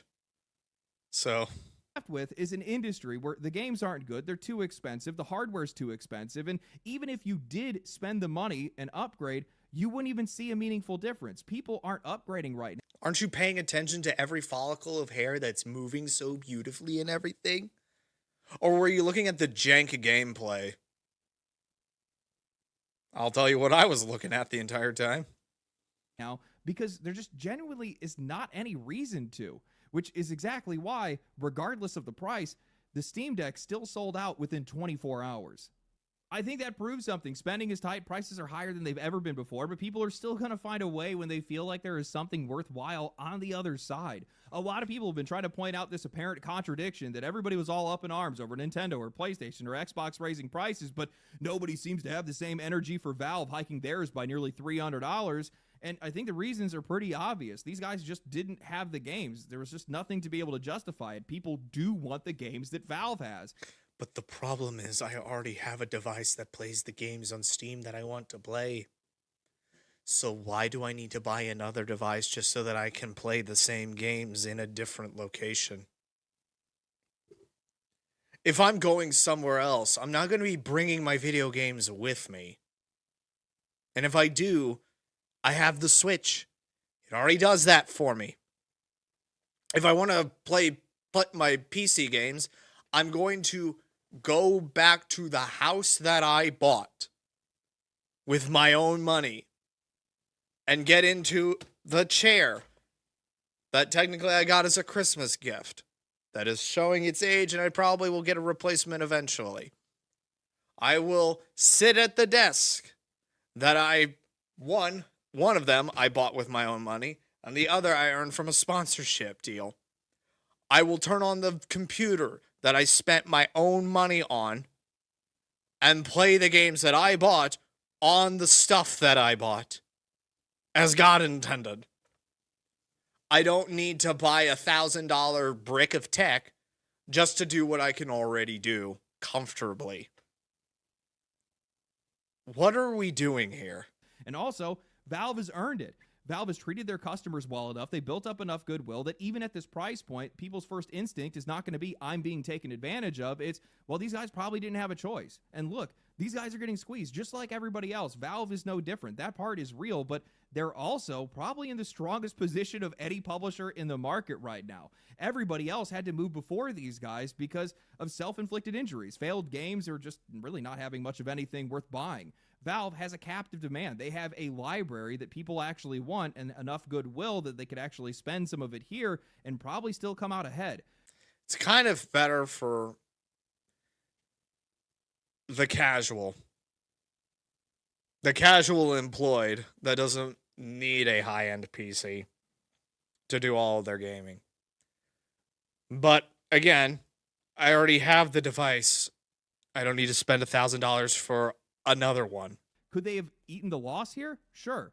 They're absolutely obscenely profitable, but they don't have to. They know that, and probably by raising prices here, they don't have to do it later. Epic's Tim Sweeney actually tried to call this out on Twitter, implying that the increase was basically funding super yachts, only to immediately get community noted for having absolutely no room to talk after raising his own prices and laying off 1,000 people. People in glass houses. Fellow billionaire behavior. But honestly, man, even with Valve's goodwill and a great storefront and a library full of discounted... Classic moment of being like, look at this billionaire being stupid, says the billionaire being stupid. ...games, I really only think that can carry you so far. And I think the real question now is, how far does that go? We're starting to watch the audience split. Honestly, it's probably already happened, but we're seeing the people that can afford to keep up with the hardware, the people that are buying these $70 games day one, that are buying the microtransactions, that are upgrading their hardware, and then you have basically everybody else. All the people that are holding on to the previous generations, waiting for sales, or just not buying it all. We have an industry right now that is trying to sell the same product for the same price to two different audiences, and it's just not going to work. Regardless of whatever the economic realities of all of it is, honestly, this is probably just a topic for an entirely different video. But, probably. You know, at some point, these companies are going to have to face the devil when it comes to this and figure out who they are actually making games for. Are you making it for the people that will buy anything, or are you going to make it for what is likely the majority of the audience? The longer these guys take to actually answer that question, the more of that majority they risk losing. And, you know, the Steam Deck selling out in the first 24 hours, that does not mean everything is fine. I have no idea why a bunch of journalists had actually ran with that headline. It just means that that's a very misconstrued headline that could be easily, like, it could mean different things. It's like, yeah, the Steam Deck, despite the price increase, sold out within 24 hours, and it was amazing. How many units is that? How many units did you make? I love how that's the line that's being spat out here, but we actually don't know the supply. We know the demand's high because it's Valve, it's Steam, it's a handheld computer. Ooh, boy, this one's great. How many were actually bought, though? How many units were moved to justify it being out of stock now? You could go to your local Walmart and see that a bag of chips over there has been out of stock, but the shelf could only hold 5 bags. That doesn't equate to a good sale. It's my inner Missourian in me that's just saying, show me the units? Don't tell me that you're out of stock. Show me how you're out of stock. Just saying. Just freaking saying. People that could afford to spend $950 spent it, and they bought a Steam Deck. But the people that were looking for an affordable entry point, those guys just got completely priced out. They've been left behind. That's the split that we're starting to see, the haves and have-nots. And honestly, the higher these prices go, the more have-nots we're going to have. I don't think that these prices are going to be coming down. Honestly, I know that they won't, because it doesn't serve the greater goal of the companies that are pushing all these price increases from the top. These are the same people that are out there that are pushing for AI, dreaming of a better future, one where, well, the have-nots have nothing forever. And suffocating the games industry is only just the beginning. One of the best conversations, and honestly... What is this freaking setup? Did Willy Wonka just explosive diarrhea all over the floor here? What am I looking at? One of the darkest ones from the Gamers Nexus video was their interview with Rob Teller, formerly of Hyte, where he was kind of making the case for a lot of the business decisions that some of these companies are making right now. And he was saying that, well, the consumer hardware market isn't just struggling, it's just approaching its natural end. His argument was pretty straightforward. People that are building PCs are mostly building them to play games, but we've largely reached the point visually where games really just don't have that much room to improve anymore, which means, well, the motivation to upgrade is just shrinking year over year. And for everybody else... Exactly. I don't need to play games just to make them look better. That's not the deciding factor for me anymore. The gameplay is what it boils down to. The fun factor is what it's boiled down to. It can only look so pretty for so long before I get bored with what I'm looking at. The people that are using their PCs to open emails or write documents or just browse the web, well, those people, giving them 500 gigs of RAM or a memory card or whatever else isn't going to change their life. They're not going to open their inbox any faster. I can tell you right now, my dad is still using a computer from like mid-2010s. Like, he's using a PC that is way older than mine. And he's perfectly fine playing solitaire on the dang thing. He doesn't need any of this stuff. His computer does what he needs his computer to do. End of freaking story. He has not upgraded his Dell work PC at freaking all. I think at most, back at his old job, he got a much higher end PC, but mainly just so that it could run 3 monitors at one time so that he could have all the spreadsheets put out for all the tax information that he was filing. It was a justified expense so that he could do his job better. But he didn't need it to run faster graphics or anything of the sort. He just needed a stable internet connection, decent upload and download time so that he could get the right documents he needed to do his freaking job. He didn't need a high-end work PC so that he could run freaking GTA 5 at 60 FPS or anything. That was not even a factor in that. We've hit diminishing returns, and that's a terrible place if your entire business model depends on people wanting to upgrade. And I think this dude is right. And I'm going to be honest with you guys, I didn't fully feel this until just recently. When I was putting this video together, my main PC took a hit from a power surge, so I've been working off of my secondary machine, hardware that's anywhere from 6 to 10 years old, and... Oh, you poor sweet summer child. I know that there's stuff in my PC right now that is well enough closing in on 15 years old. Get on my freaking level. I'm playing the exact same games, doing the exact same work with barely any noticeable difference. Load times might be a little bit slower. Some things might take a extra couple of seconds, but the experience is essentially the same. When you're forced to take a few steps back in your hardware, you quickly start to realize that games just haven't actually gotten any better, and I think that puts everything into perspective. Boys, that is bad news bears for AAA. I'm going to tell you that right now. I mean, this entire generation has been led by visuals, and that's the area where we're seeing the most diminishing returns. Okay, look at those fire effects. Look at every follicle of hair on that man's head. Isn't that worth the $1,000 we needed in order to make the graphics look really good?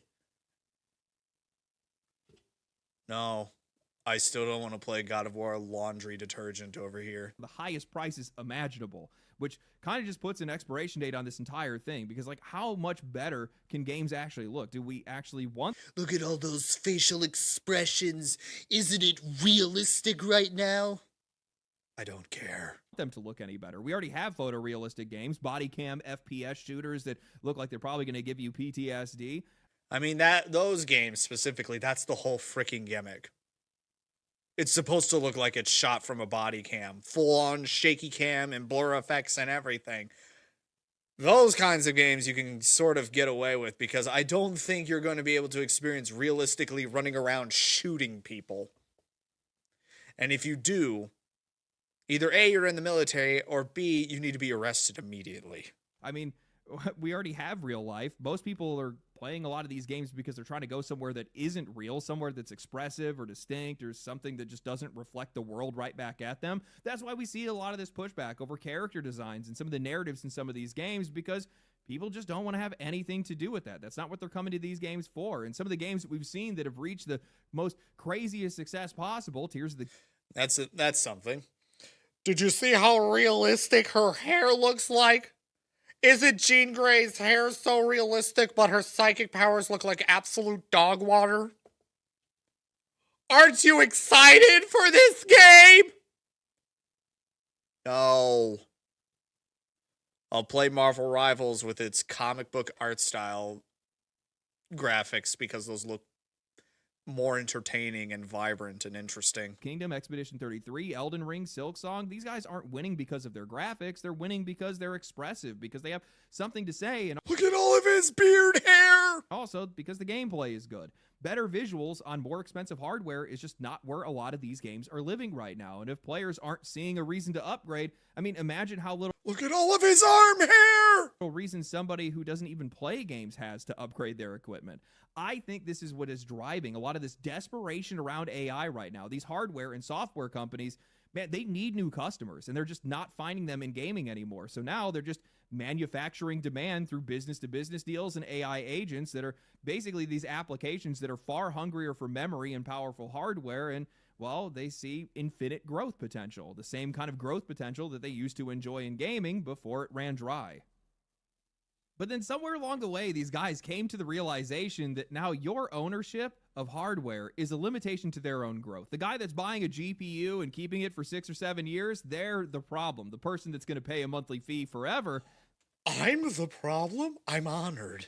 That's the future. I've made it a point to try to warn people about the encroaching threat to ownership on this channel for quite a while now, but with AI and how far it's already pushed, I've come now to realize that I don't think these guys actually need it to work. They would love if it's actually the future, but they're not going to be losing sleep over the possibility that it isn't because, well, the outcome is still going to benefit these guys all the same. The status quo is already doing that. Even if AI turns out to be mostly nothing, the expansion has already done the damage, even up until this point.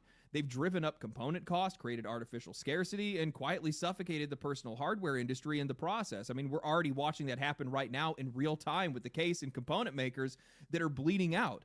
And once the personal computing space is no longer accessible to the average person, all of that infrastructure that they've built chasing AI is going to be repurposed, and now you're just going to have these cloud services that are going to move in. GeForce Now, Xbox Cloud, Xbox 360, or Office 360, or whatever the hell they want to call any of this stuff, or whatever comes next. The hardware you used to own is now going to get replaced with a monthly fee.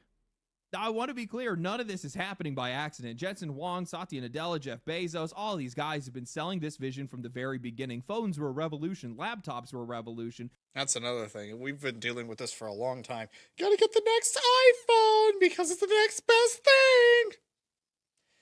No. I'll keep using my same phone until it freaking dies. Then I'll get a new one for cheap. Because all I need my phone to do is make calls. At the end of the day, it's a nice little bit that I can play videos and browse the internet with the phone that I have, but I don't need it to do that for me to get a phone. I just need phone calls. I need text. That's it. Everything else is just splurge. This is the next one, the future of PC, redefining PCs. They need to stop using those buzzwords as well. The next generation. Stop. It's the same freaking thing. That's why I haven't gotten a new Xbox since the Xbox One, because there's nothing new. There's nothing different. That's why I'm always hesitant with I think even my brother's starting to catch on with it, with the PlayStation, though he's a little bit more entrenched because he doesn't have a PC and everything, so I don't know. what these guys like to sell it as. You won't need to own your own hardware. It's inefficient. It's expensive. You don't even upgrade that often anyway. So why hold on to all that power in your house when we can just hold on to it for you? Play your games anywhere. Access everything from any device. Let us store your data. We'll keep it very secret and Yeah, sure, bud. Sure. very secure. Just pay a monthly fee. All of it framed as convenience, as cost savings, while quietly admitting, well, ownership is just simply less profitable. And honestly, I think the numbers make this really hard to argue with because a 5080 right now is going to run you about $1,400. Yeah, I want to spend $2,000 just to make the pixels look better on my computer. Sure, I'd love to do that. Said no reasonable person ever. Seriously, this is what AI and Bitcoin mining has done.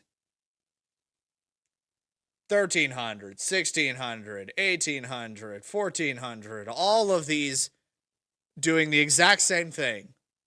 Nothing at the end of the day. They make the pixels move faster and look better. Why?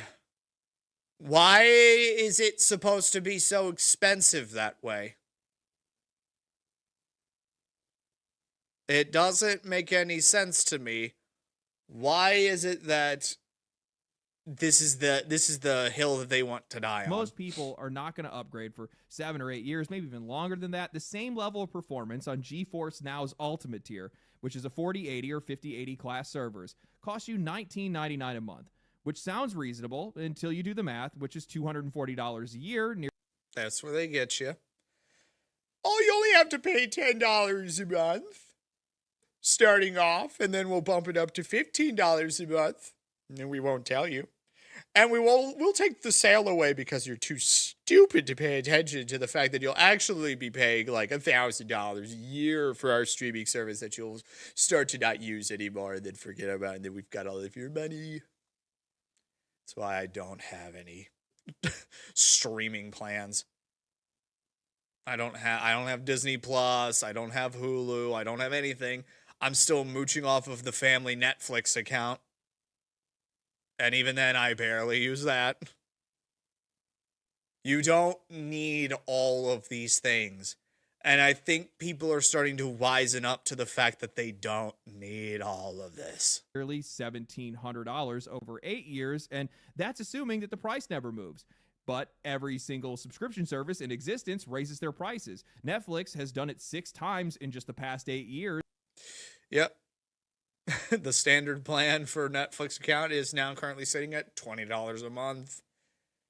Back when it started off at $11. You don't hate big tech enough. Their standard plan is nearly doubled at this point, and they're just giving you other options maybe. Maybe you want it with ads or something like that because they're going to make a crap ton of money off of sponsorships because they don't need your subscription fee in that case. Xbox has already done that with Game Pass and xCloud users. That's why I don't do Xbox Game Pass either. I don't do that. This is not a hypothetical situation. This stuff... Oh, GeForce has it? Cool. Cool. Don't care. ...is already built then for you. I don't do that either. Which I realize sounds like a lot of doom and gloom, right? But I don't actually think it is because... Well, for all of this, every single bit of it, it's all contingent that we actually need a reason to upgrade. And this entire trend proves... And that's the reason. The reason is there is no reason. There is no reason anymore to upgrade. That's why the prices keep surging because nobody's buying. It is simple supply and demand. If you have more supply than what you want, than what demand requires, the price goes down. If demand is higher and the supply is low, the price goes up. There is a side effect to that, though. If there is a big supply and nobody's buying, you lose money. If the demand is high but there is no product, you lose money. So sometimes you just have to lower the price to get to artificially inflate the demand, to push the supply. You just need to do that.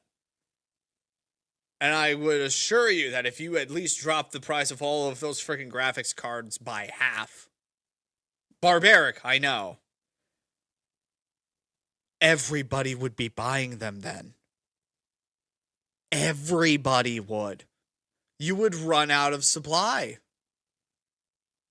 And that has a trickle-down effect as well, because then the component parts to make those devices start ramping up. They start running out. So then it becomes material requisition, and then that starts selling in spades. And when the demand is high, price drops, because now people are buying more.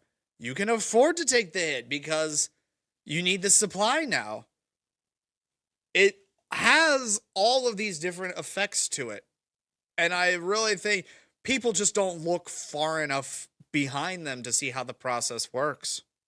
That we just don't. Not anymore. The AAA model, the hardware arms race, the fidelity obsession, the live service slop, none of it was built for players. It was all built for their shareholders. And it's all now collapsing because the players just don't believe in it and just don't need it. The people that are holding on to the last generation of hardware, that are buying indie games, that are choosing Expedition 33 over the next $70 obligation that a lot of these companies are trying to sell, they aren't the ones that are losing. They're the reason this correction is happening right now. They're the reason why a lot of this hardware is basically losing its place in the industry, but it's also the reason why a lot of these companies are now losing their place in this industry. Yes, these companies are absolutely coming for our ownership. The cloud services are already built. There's a monthly fee that's already ready for you. There's already ad-supported tiers that are ready to go live, but they need a captive audience to be able to make any of this stuff work. They need people with nowhere left to go. And that's the part that these guys, they can't engineer that, because we already have somewhere to go. We always have.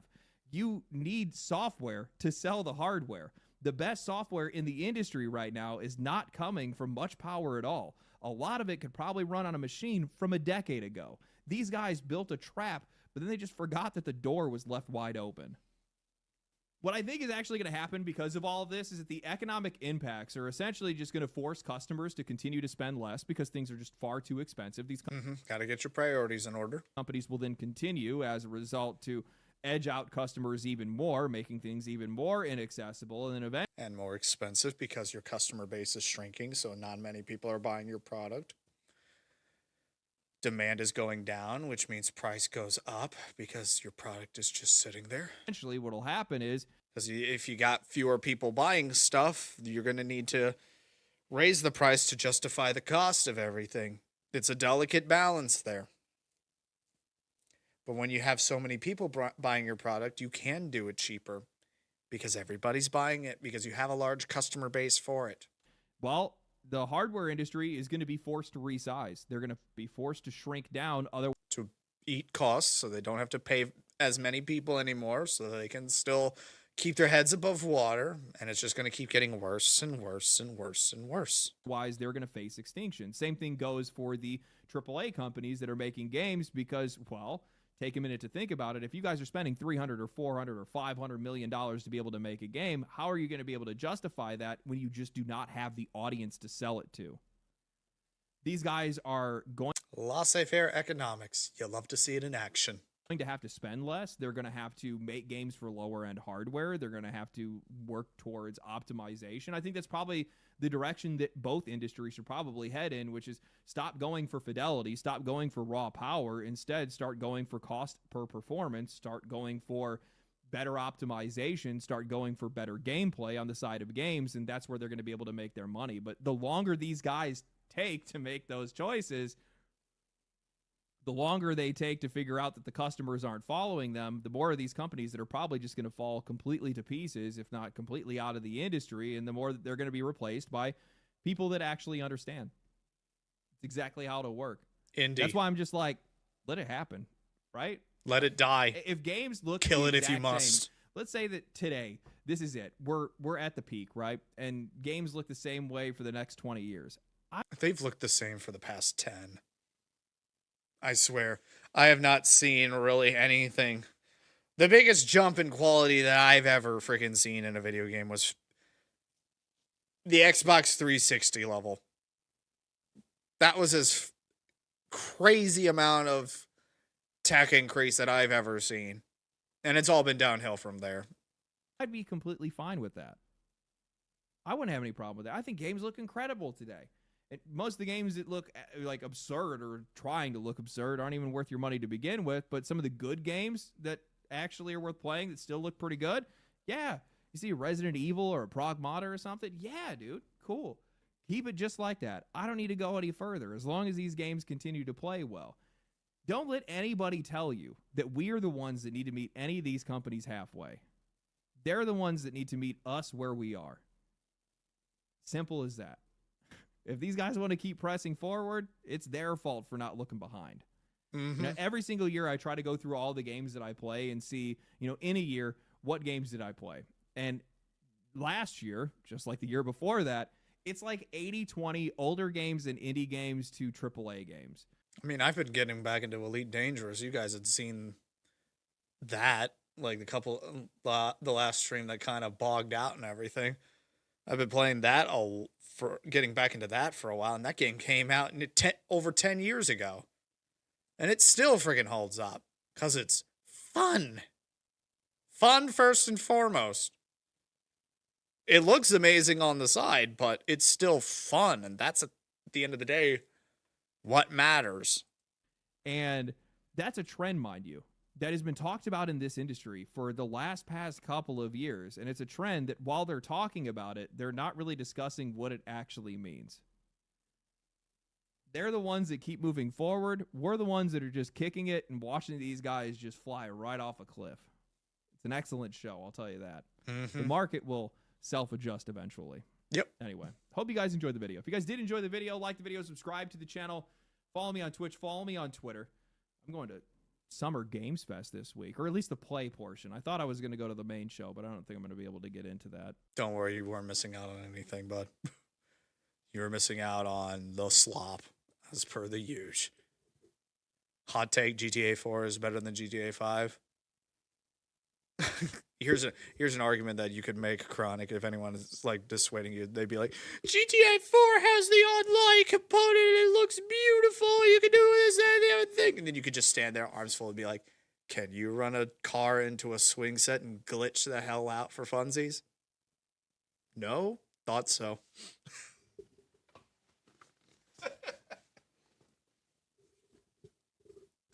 Every game has its quirks.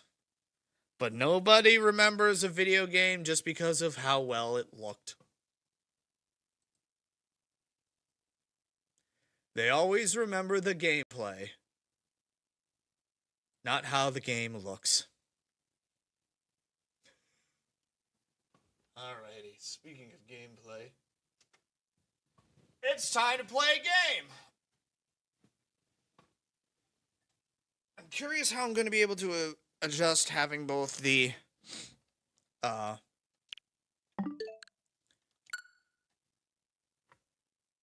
I'm going to have the tournament code as well as the donation link still up. I think I know what I'm gonna do.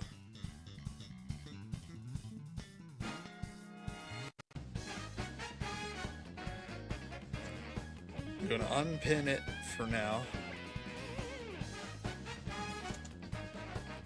Okay, I can't do that by looks of things.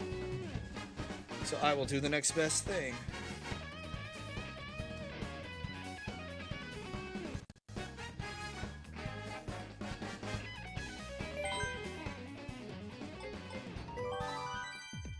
So again, yeah, I probably just put it in basic text on the stream. It's probably what I will do. Back from ye olden times when I didn't have a chat.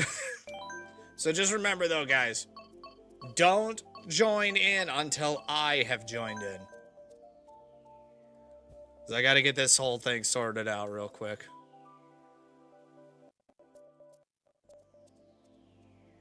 But at the same time, we will do this.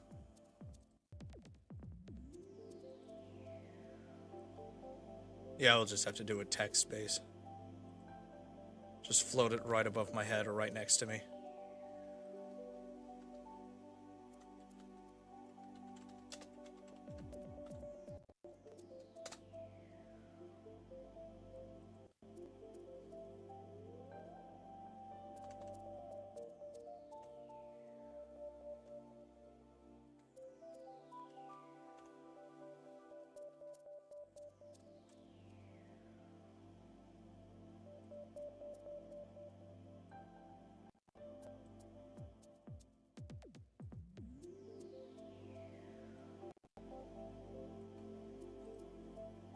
There we go. We'll just keep it right there for now. So we know the rules with this one, guys. Inkling or Inkling adjacent.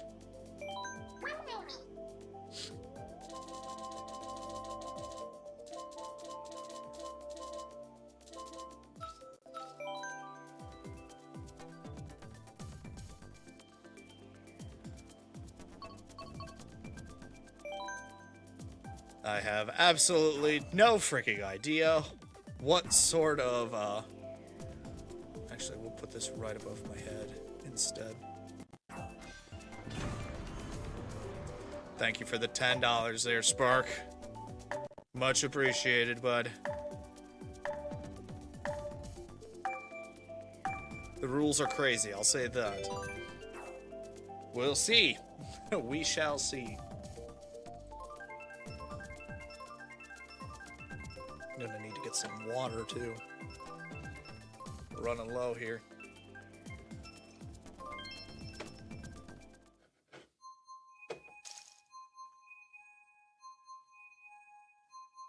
Like I said, it's the Inkling tournament, so it's Inkling or Inkling adjacent, so Miis are allowed, but they just have to have the Inkling outfit.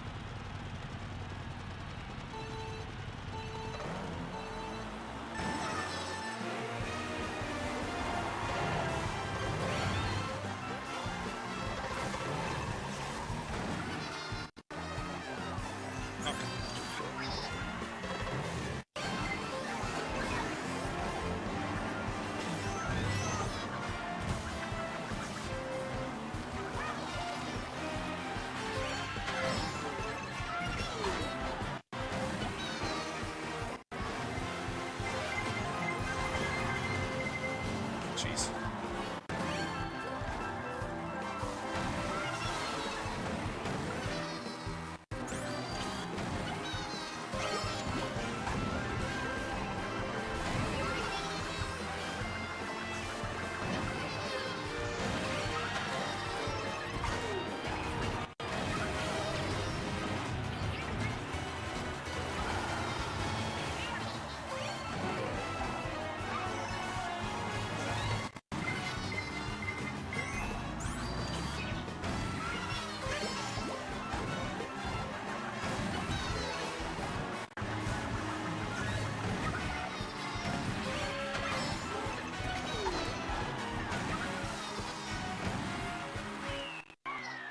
Strong start for today.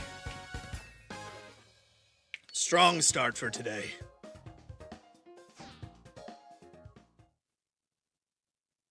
I can understand that himself. I can understand that. Not even joking on that front. I can completely understand that.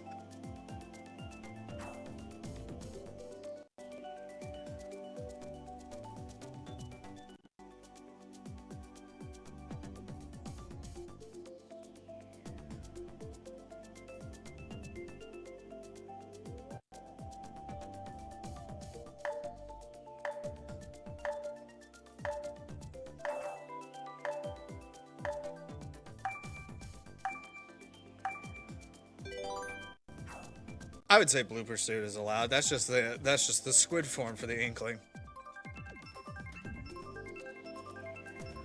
Yeah, I would consider that Inkling adjacent. Ugh, this is a bad one for 200.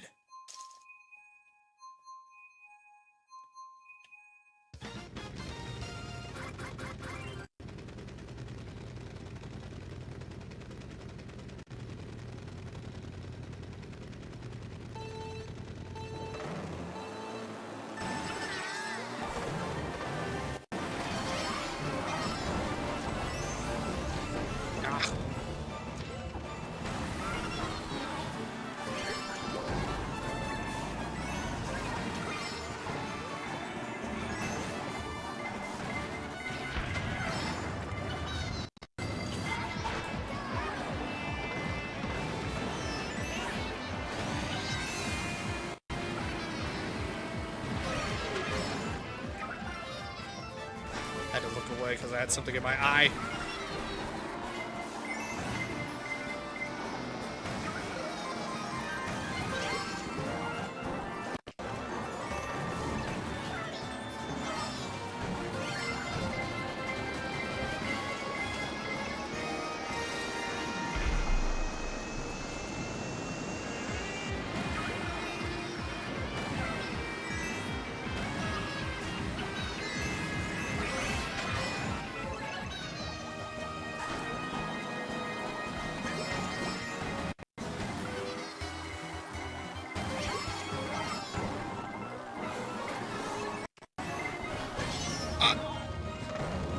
good.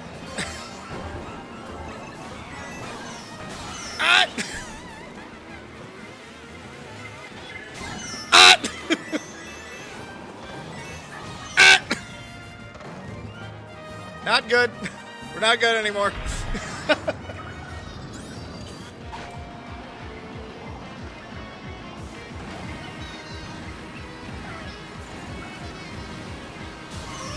Yeah, I was lined up too perfectly to not avoid it anymore.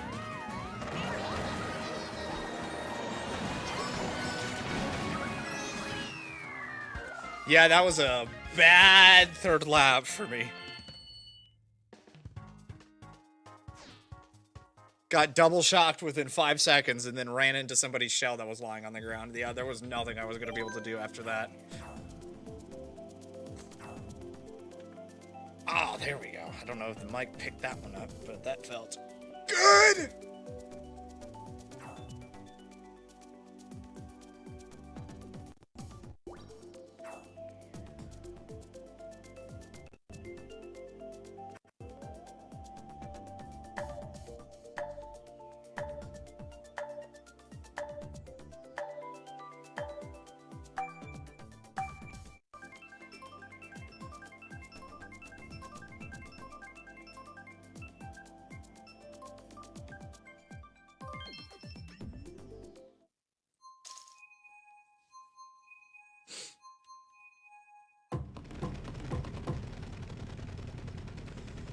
I wanted the quota done.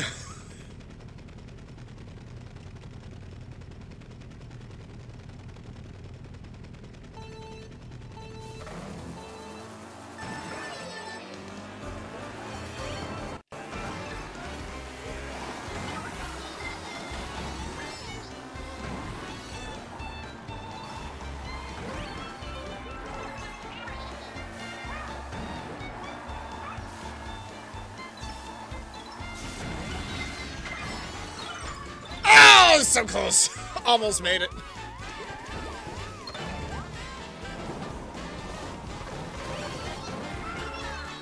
Oh, dodge that.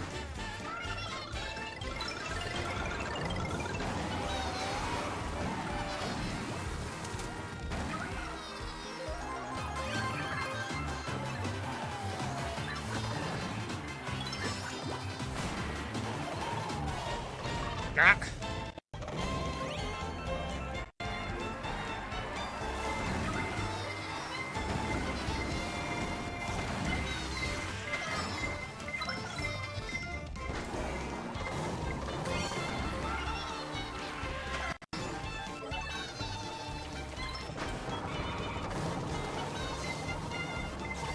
Woo, dodge that.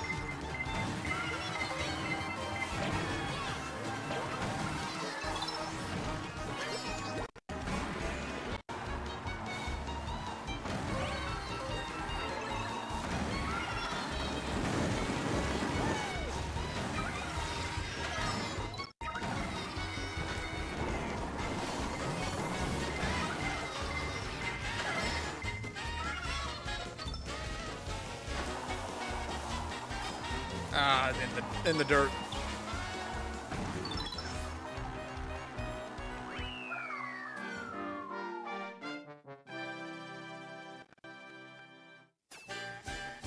No, I think what's happening is that my handling is taking a hit. I'm gonna have to go squid fishing instead. Oh, there it is.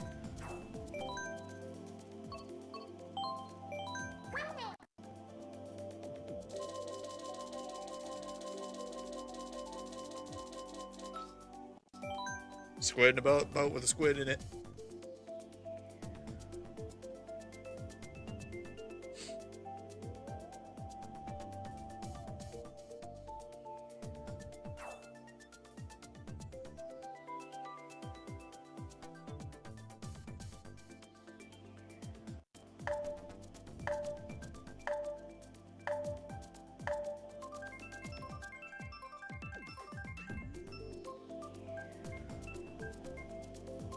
We're good.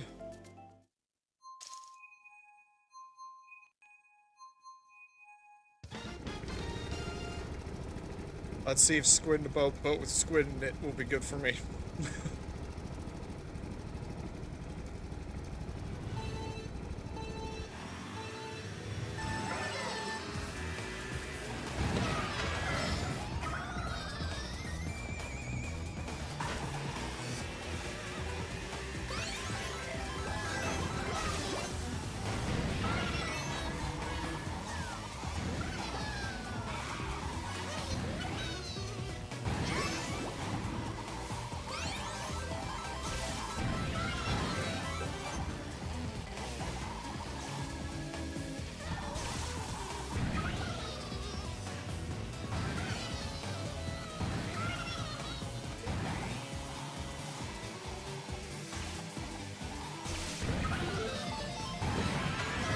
Seeing a duel for the to the death up in front of me.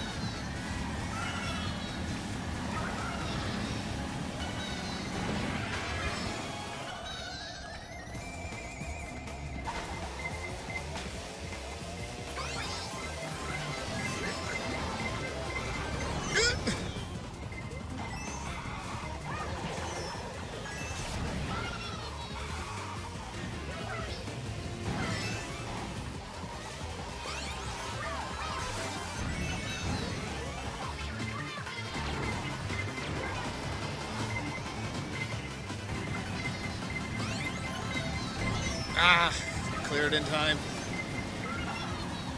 Ah! Ah! We are so back to never doing good on pinball despite it being my favorite track. We are so freaking back.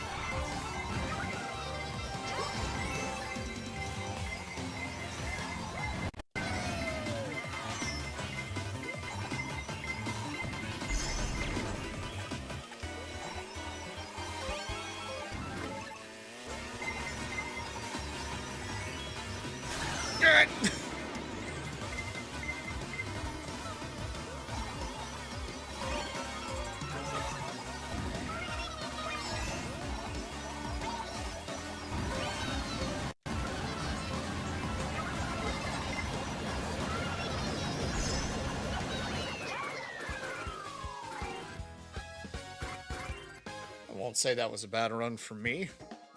I stayed on track. The only thing that was slowing me down was red shells, so.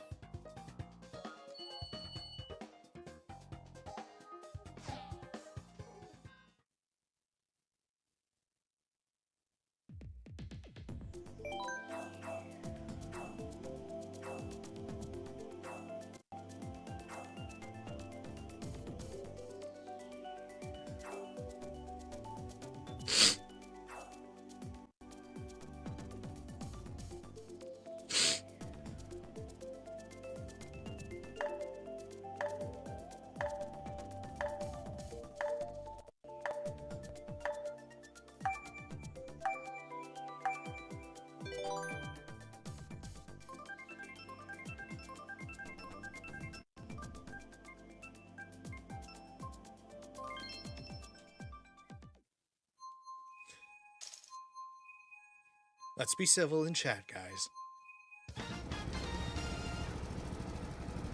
Let's just be civil and all agree that none of you are as bad as I am.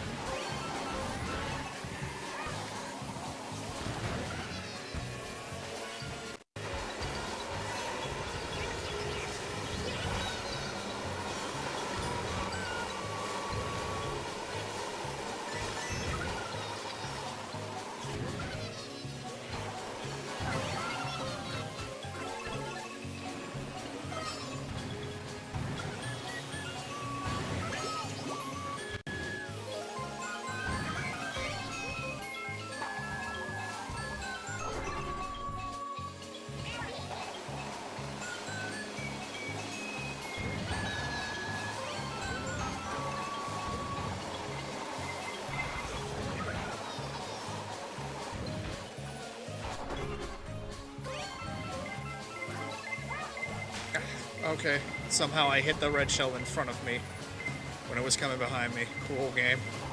It makes sense, please.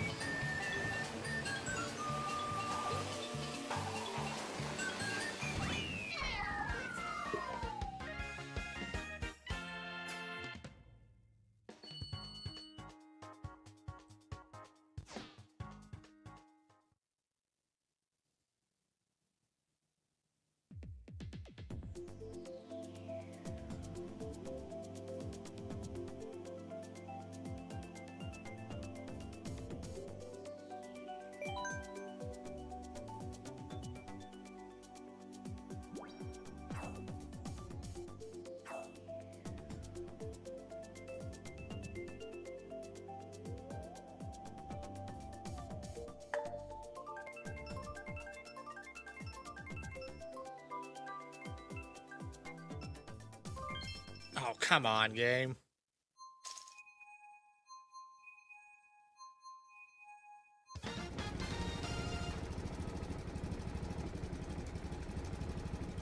To answer your question there, ATA, I'd have to take a much deeper dive into which one always stands out to me. Which one had the best sort of pingish joke for me to be laughing hysterically at. Because there were a good number of them.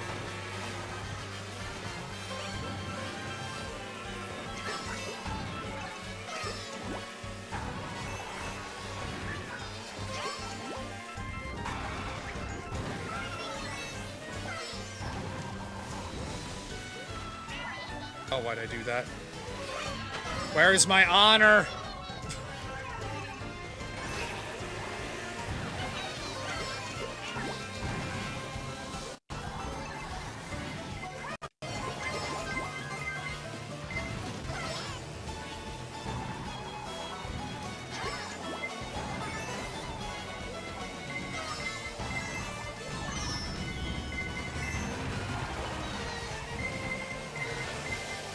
Yeah, I deserve this. For what I did.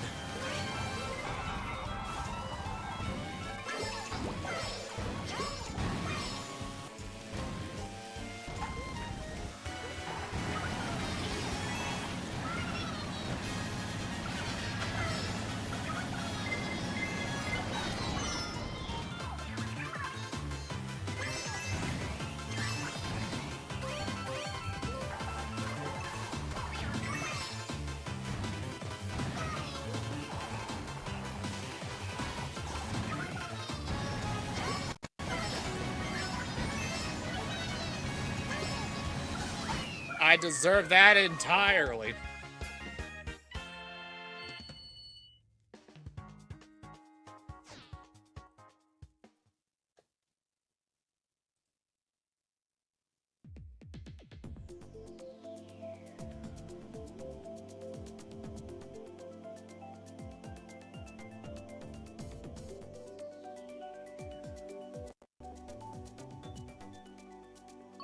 Oh, let's do this road. Spacebow Road.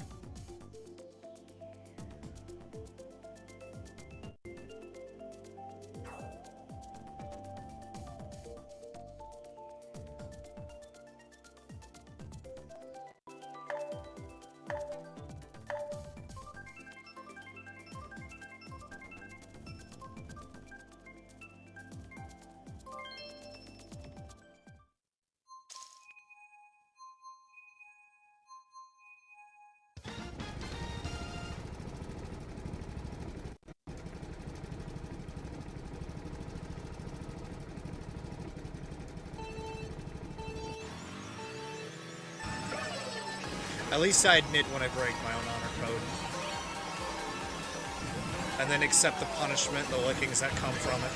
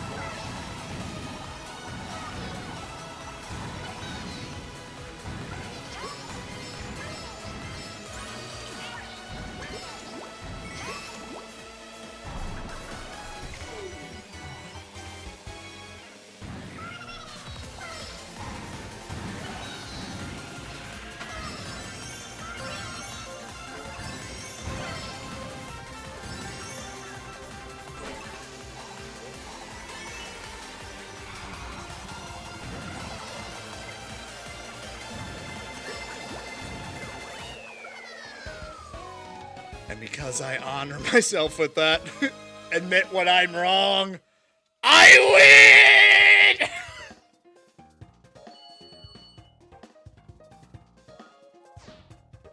win! I heard you breathing down my neck. As well as the blue shell chasing me down, too. It's like, okay. Lock in. I've got this.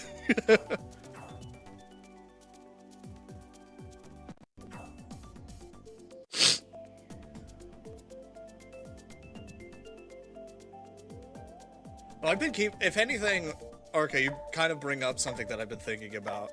Not the World Cup in and of itself, but the fact that we have a bunch of people from other countries coming to the United States to watch the World Cup and experiencing everything that we consider to be like somewhat mundane with like, oh my gosh, what is this?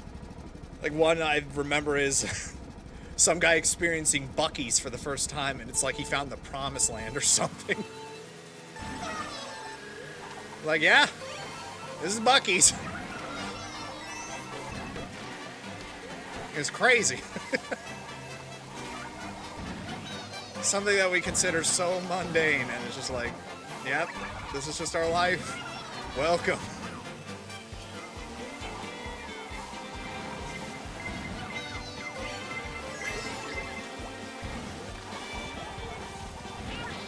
Ooh.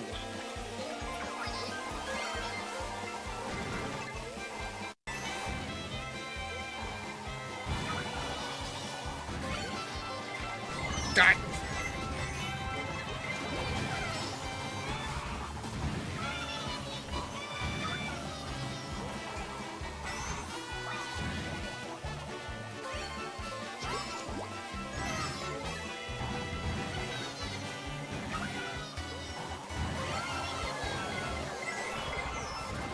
That.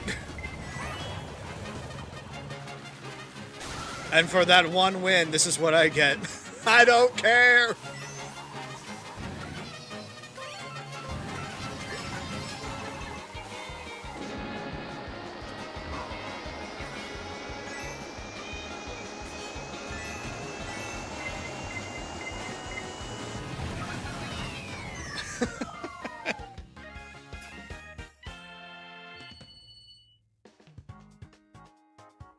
So close. So close, Eggman.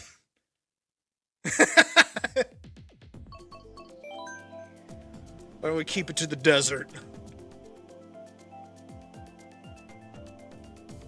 So I'm seeing all these like TikToks from,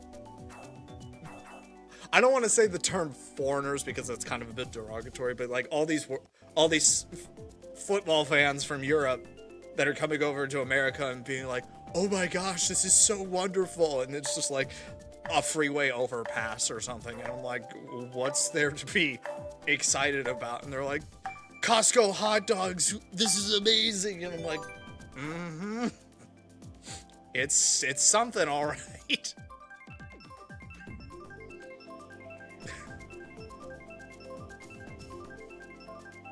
Well, even tourists have kind of like a negative connotation nowadays. Because I'm in that like anime sphere where it's like, oh great, the tourists are here telling us how to do things and everything. Trying to be a little bit more respectful for people that are actually genuinely enjoying themselves. So all these people are coming over and being like, oh my gosh, this is amazing. And posting about it and everything. And I'm like, yes, preach. Having American barbecue for the first time, and they're like, what is this? And we're like, it's called flavor. You get used to it after a while.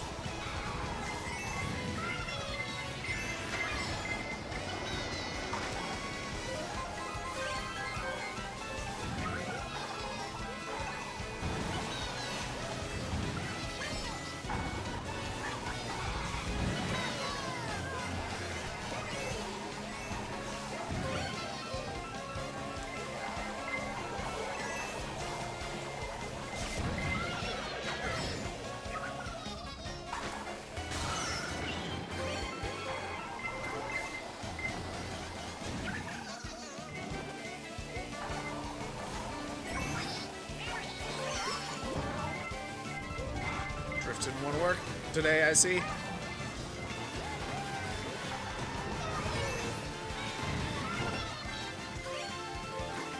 Oh, I despise this track so much. Always have, always will. Under any circumstance.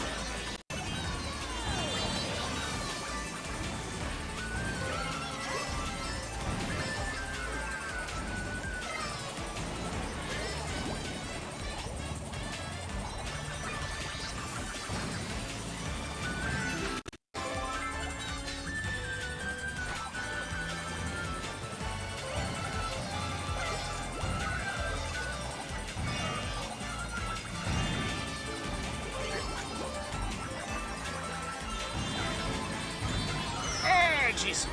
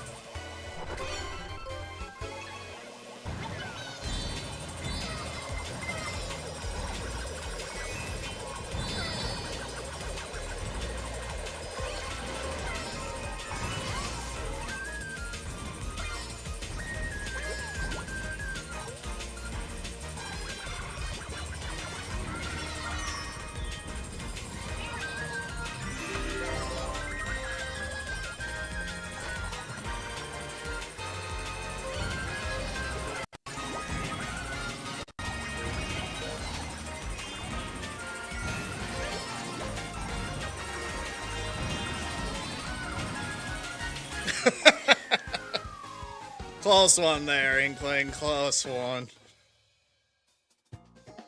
Yeah, this one was Weibo Road. Yeah, I wasn't letting up for even a moment.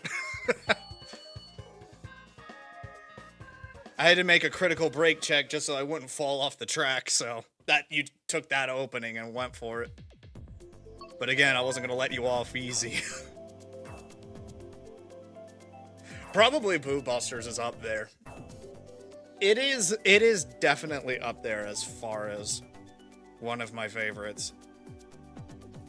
And I don't want to cop out and be like Sonic the Dirt Park because it was my first one, but that one's also up there. For the exact same freaking reasons.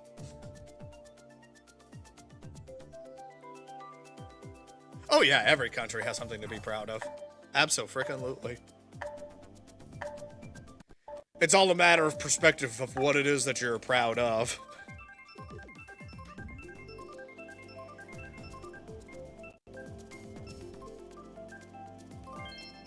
You don't want to be proud of something that everybody else will be like, not really that good.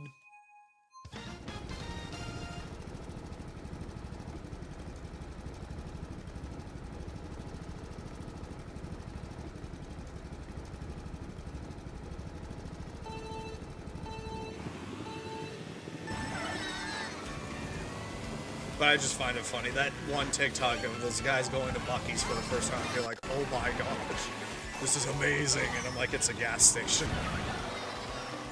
Granted, it is the mother of all gas stations, but it's still just a gas station at the end of the day.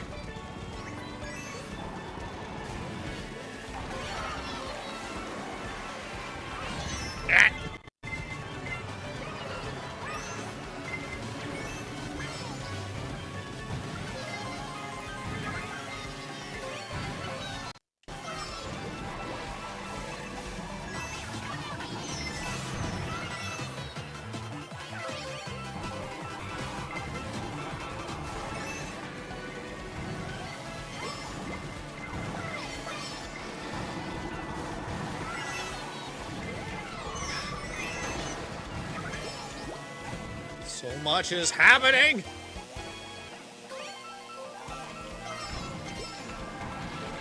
Ah!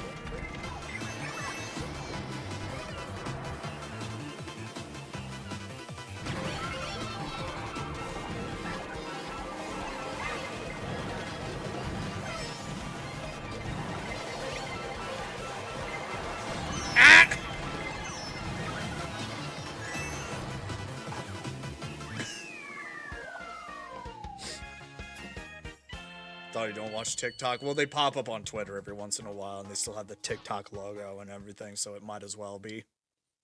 I really don't watch TikTok at all. I try and stay away from that freaking cancer.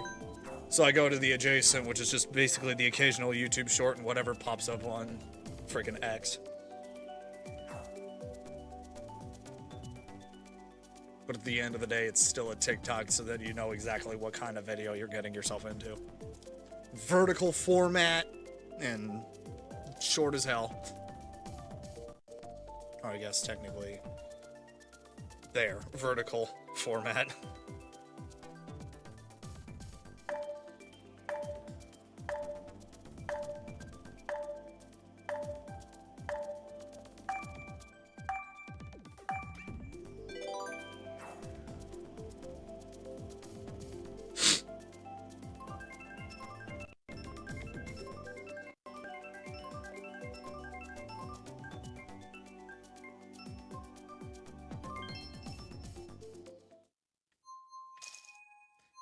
Isn't there a third 8 deluxe quota we haven't? We have? I can't remember the course. I don't know. There's just... Brody had all of his different quotas.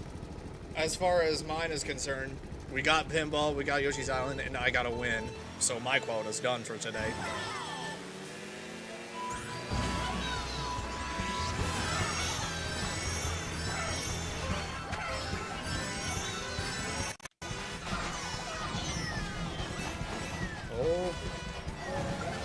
Almost fell off there. Just a slightly back up just so to ensure it.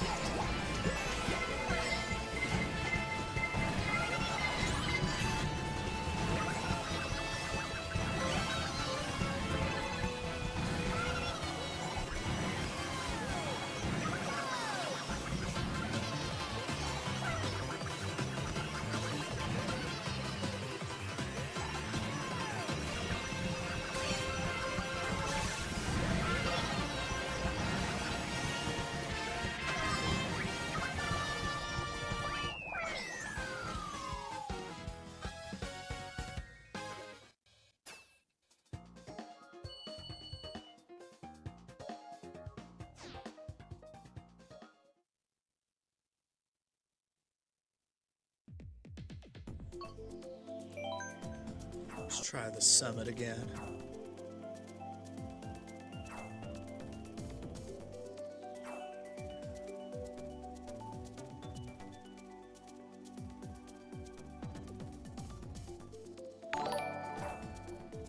Oh boy. Oh god. Oh lord. Of all the number of jewels you could have sent my way. Disgusting. Absolutely freaking gross. I mean, he is playing into his character. We should have expected this. After all, it is his name. He just has very poor taste in them.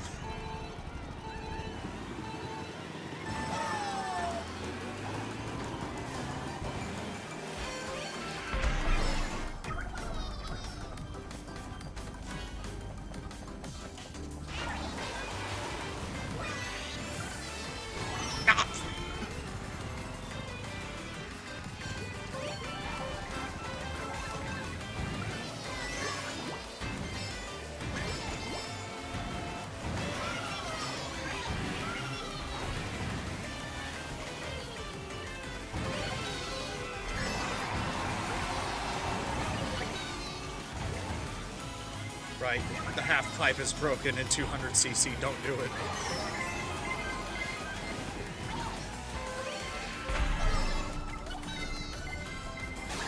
Oh!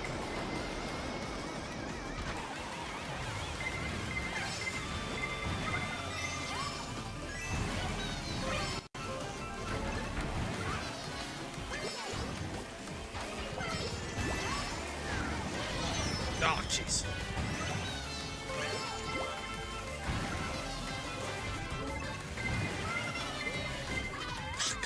That would have been fine, game.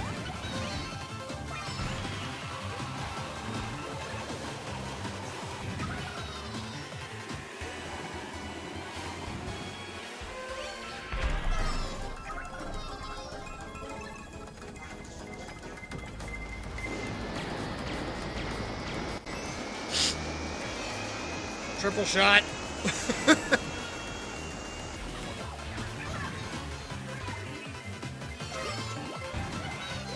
Oh, lordy.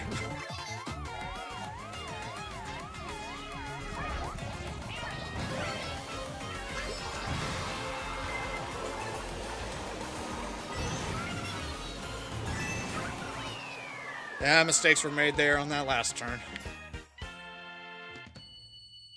Not sure if that half pipe threw me in there or not, but...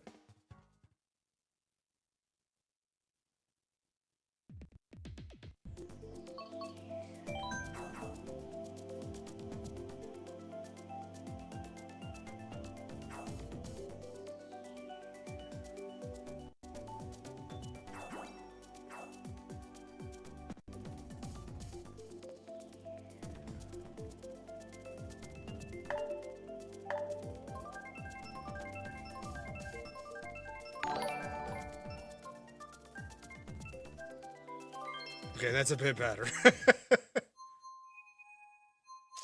I'll wear that Unk alert with pride.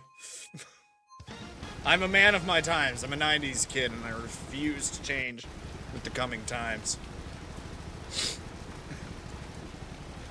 Never.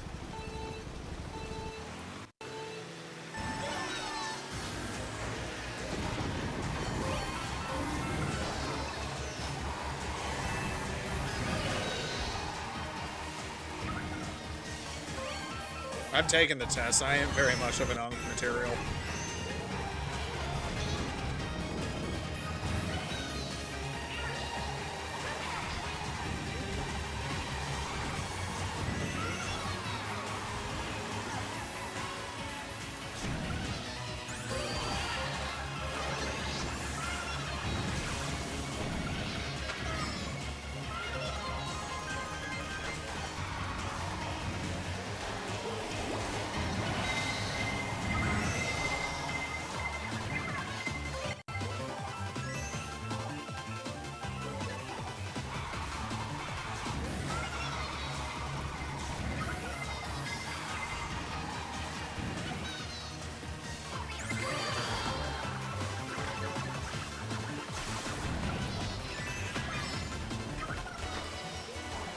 Oh, jeez. That drift did not work for me.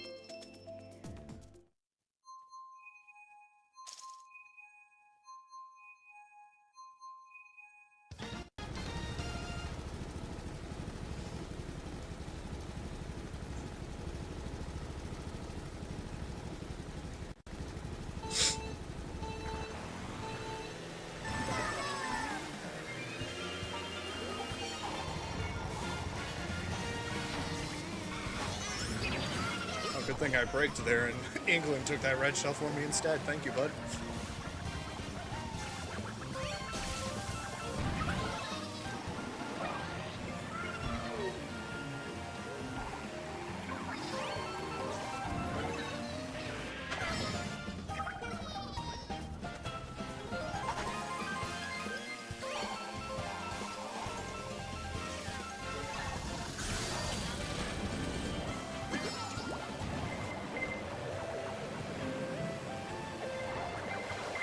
You guys are rapid firing your blue shells and canceling them out.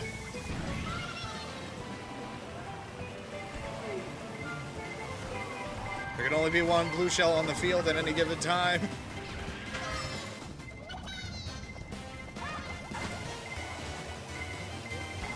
Somebody's throwing their reds behind them. Interesting maneuver.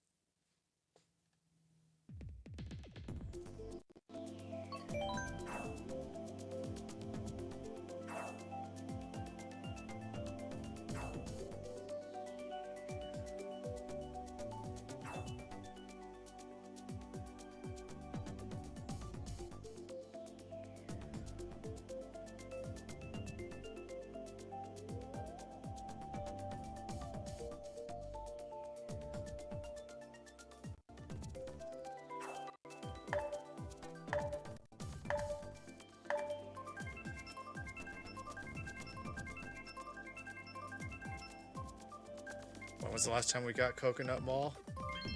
Not sure.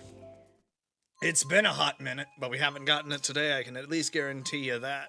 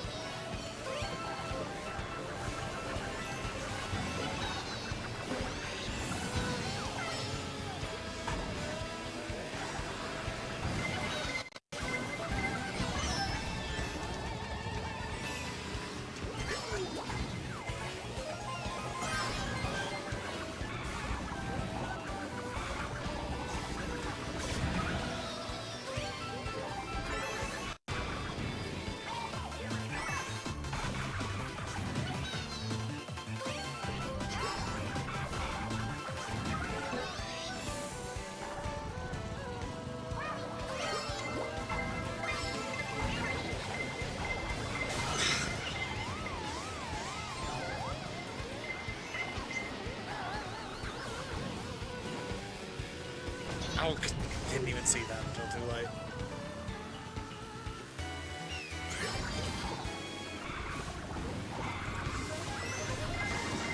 Ah!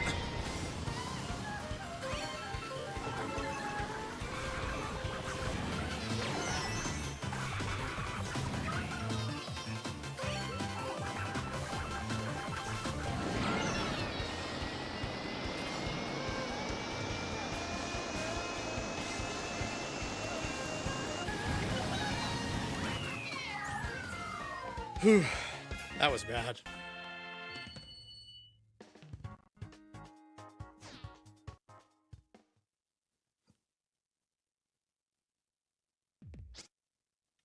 Oh, tournament closed. That's it. No, it's not.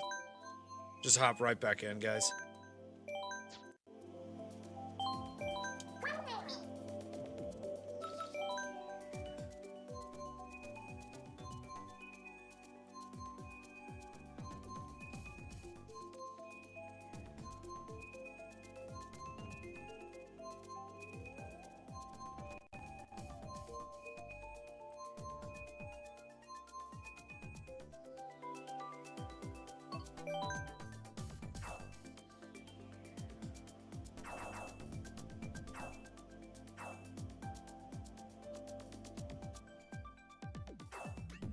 Yeah, just dive right back into the tournament, call it, and continue on.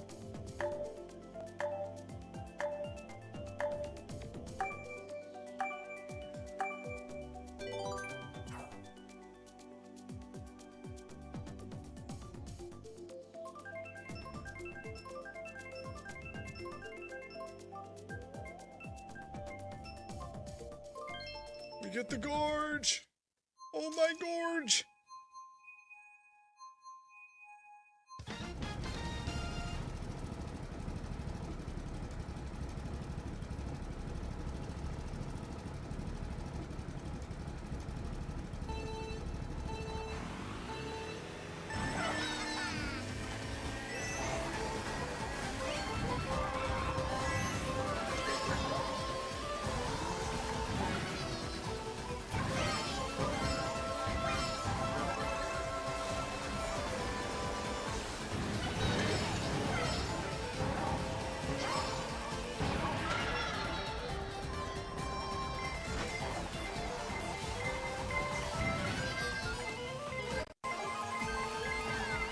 Ah!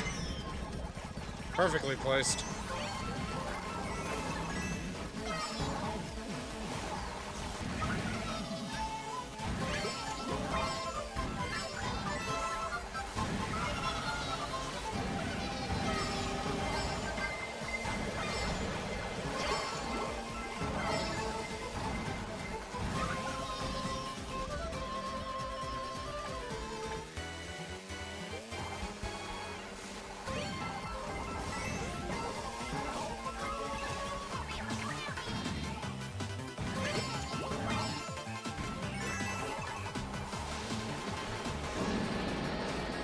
Now's my time to shine.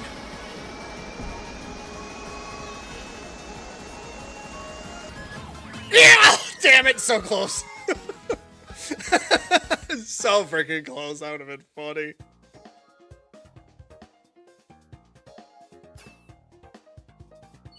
If I just squeaked by with that, that would have been hilarious.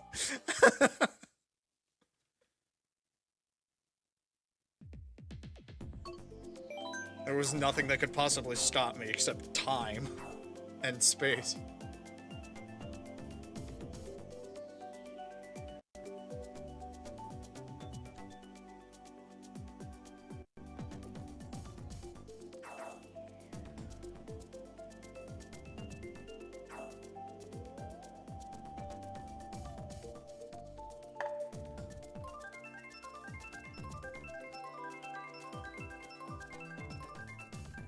Butts were clenched so hard I could make diamonds. Yeah.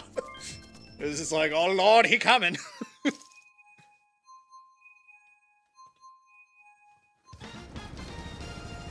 That would have been the win of the century if I was able to pull that off. Unfortunately.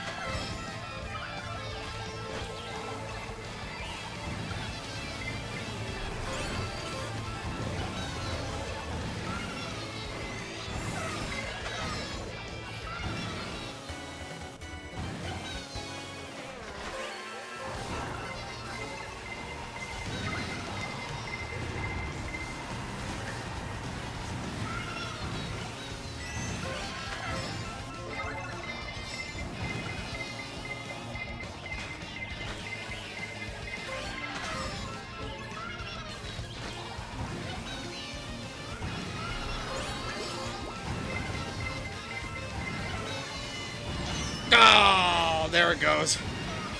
One well-placed bomb ruins any chance at second place. Unfortunately.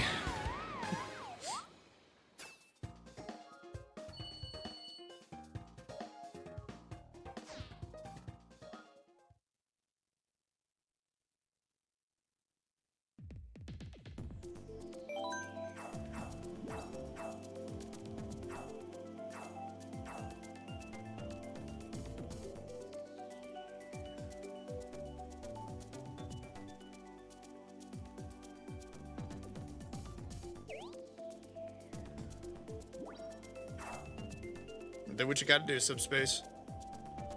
I may still be here, I may not be here. We shall see.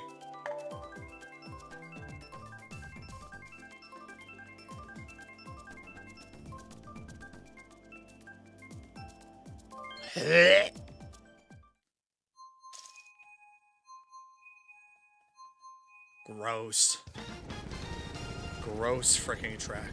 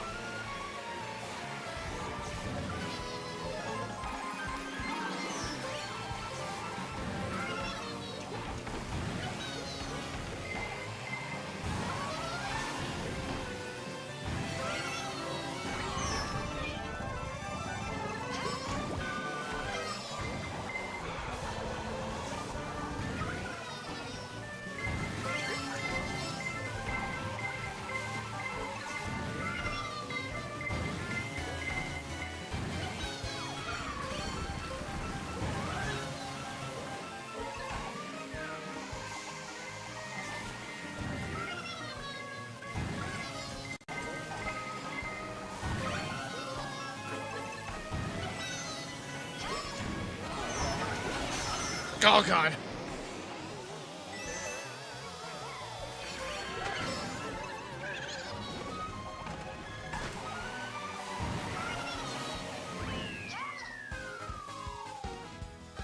Squeak by with fourth.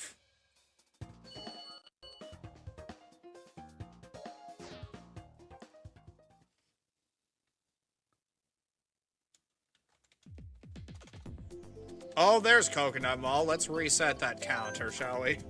Or at least attempt to.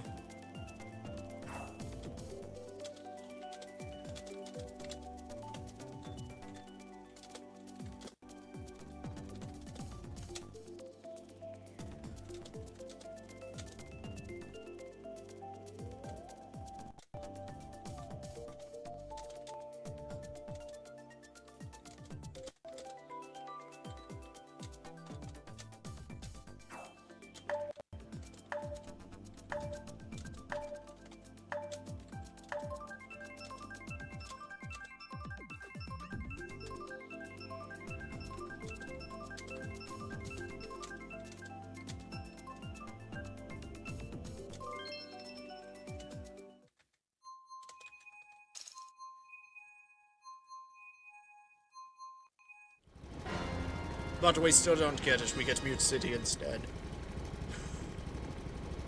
It's still a good track, just not the one we were hoping for.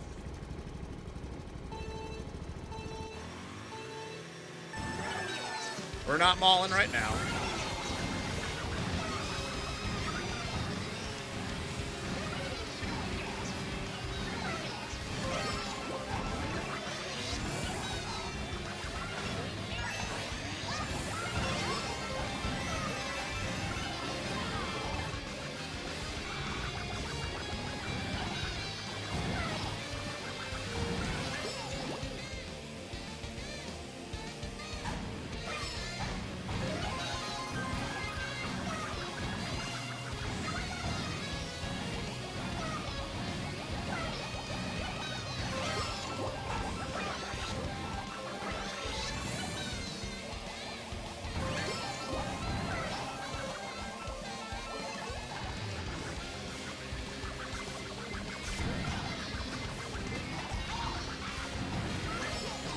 Oh, God.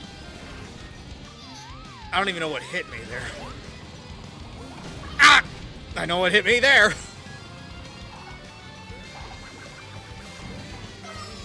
I'm not going to catch up, though, because this is Boost the Track.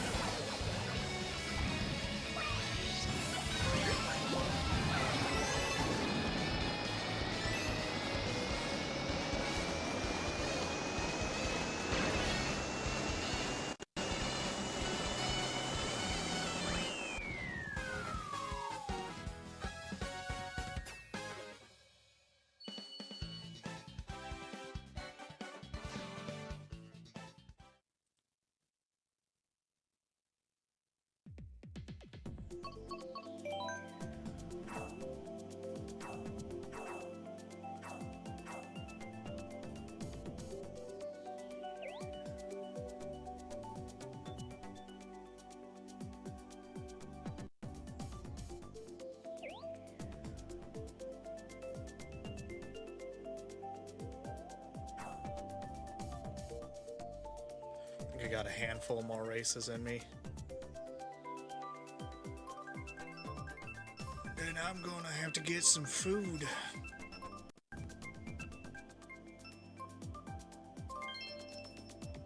Good, at least it's a track we haven't done yet. Neither good nor bad, it is just a track.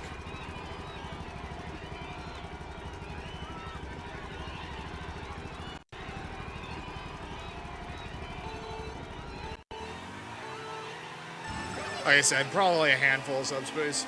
Not too many, though.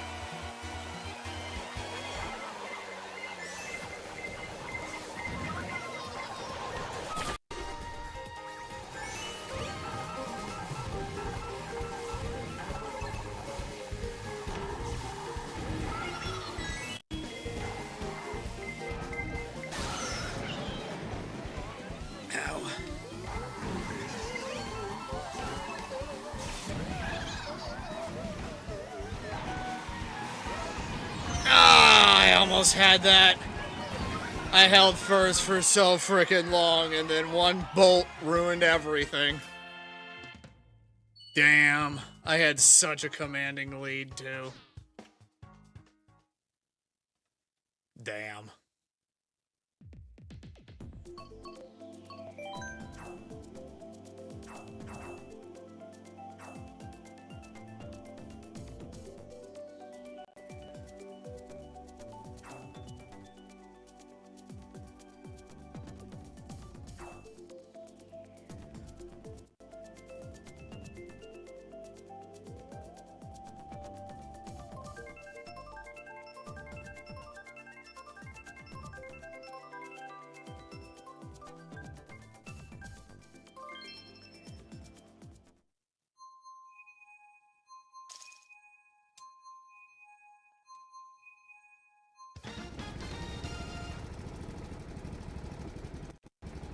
I'll have to check that out as well, Subspace.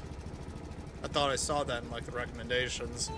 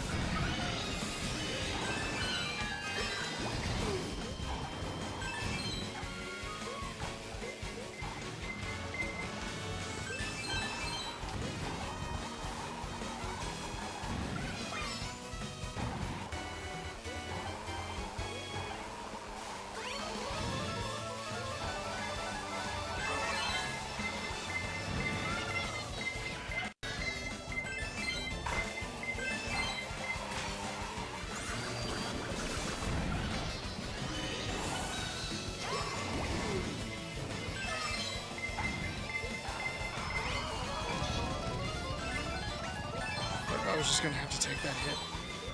Regardless. There was nothing I could do. All I had was a rupee and no items in front of me, but I will take second anyway if that was the only thing that stopped me from getting first.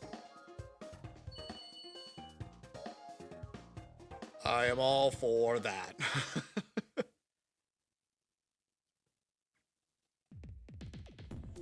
We could go Yoshi Valley. I like that one.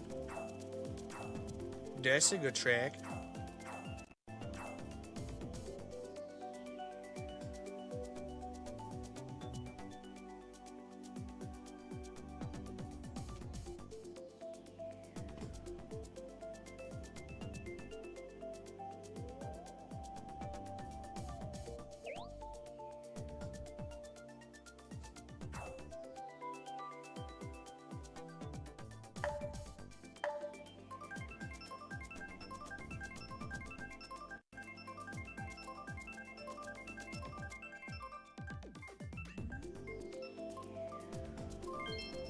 Oh, we're going back to Daisy Circuit. Maybe I can actually get that win that I almost had.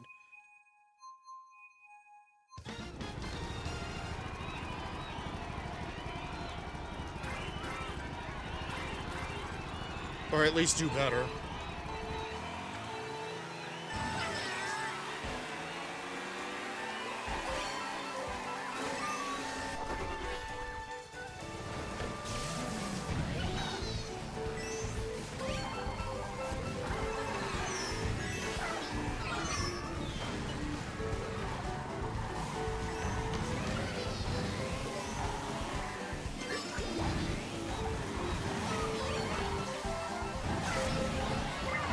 Oh, God.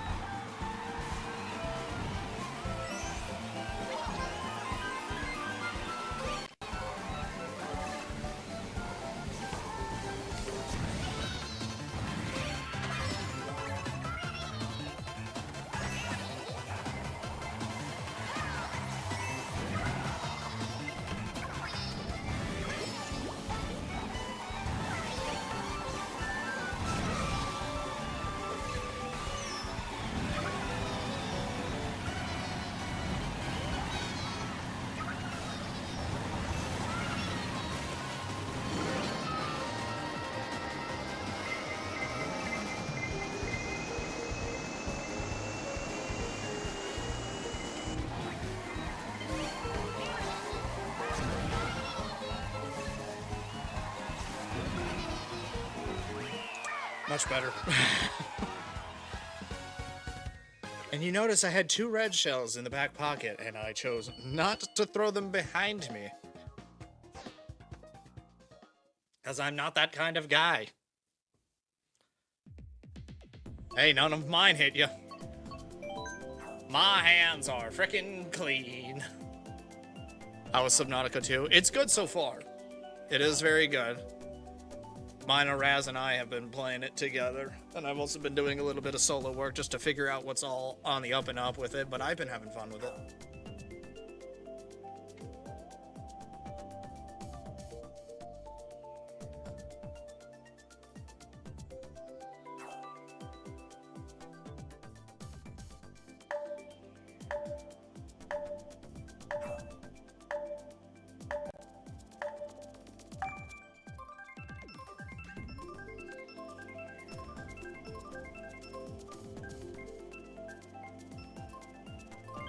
Okay, we're going back to what we've already done.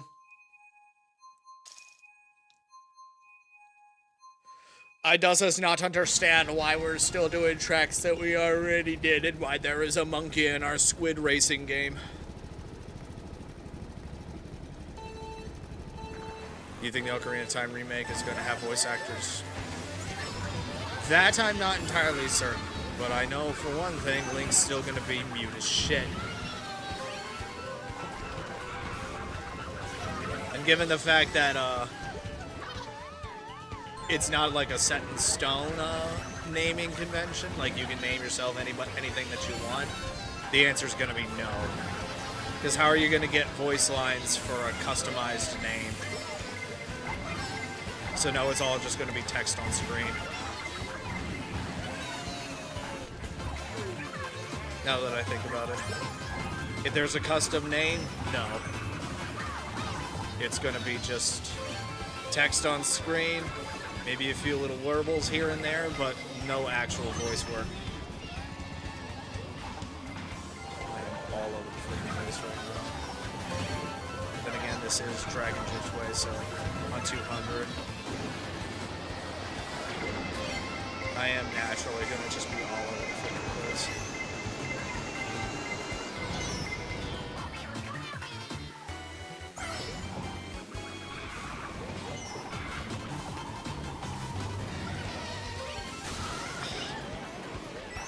Just got items too, damn.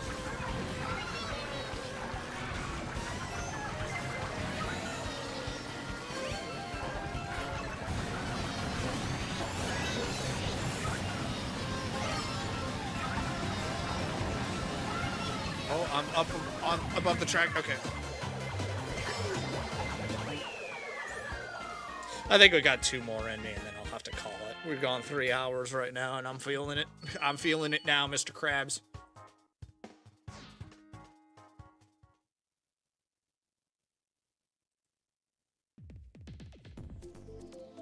Random. We've already done Mute City, and the other 2 are not that good.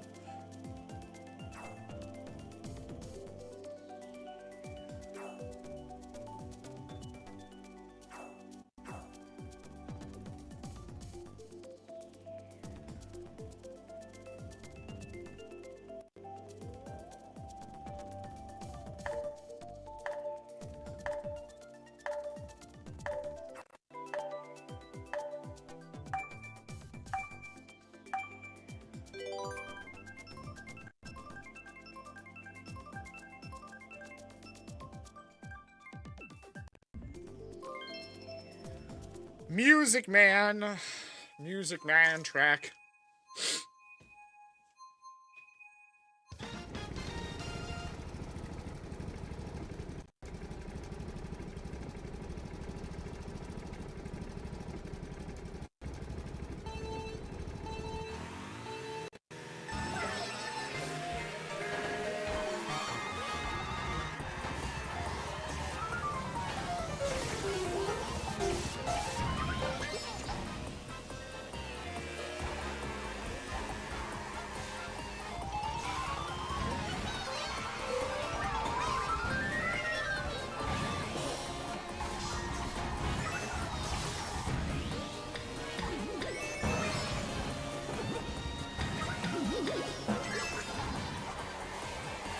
Oh, too sharp.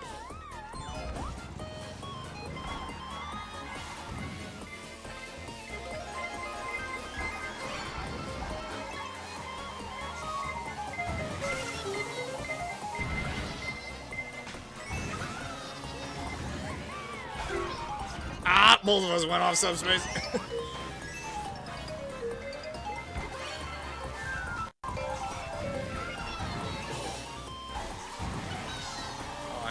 Too sharp there. I'm in the ceiling.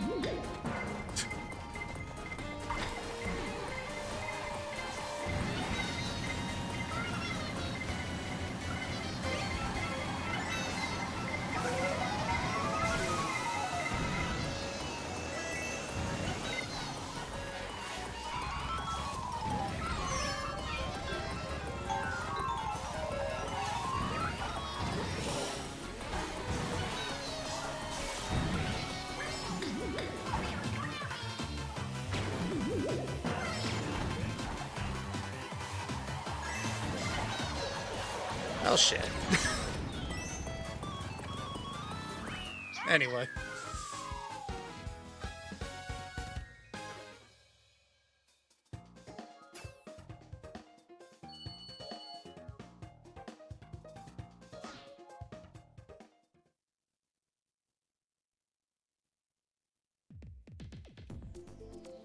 Alright, last race, and that'll be it. Unless something comes up.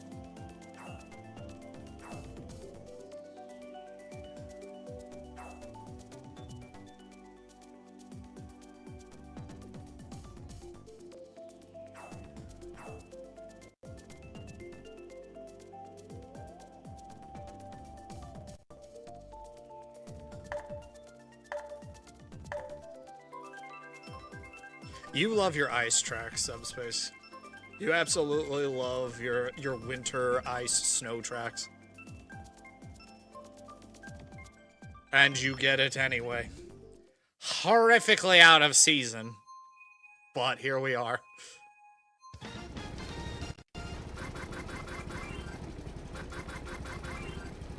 We're not even halfway to Christmas. I know when that happens because that's when I turn 30 freaking 4. My half birthday is on Christmas. Let's freaking go. So when I become a year older, we're halfway to the holiday season. It's an easy barometer to remember.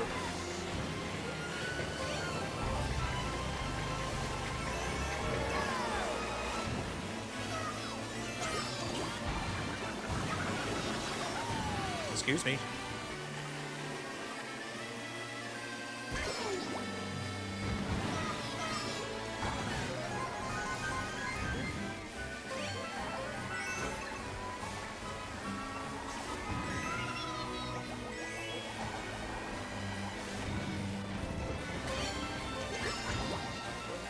Drift, please. We'd like to drift, please. Oh god, oh god. Luckily, I still had my banana. Ah! Good thing I got to use it before I lost it.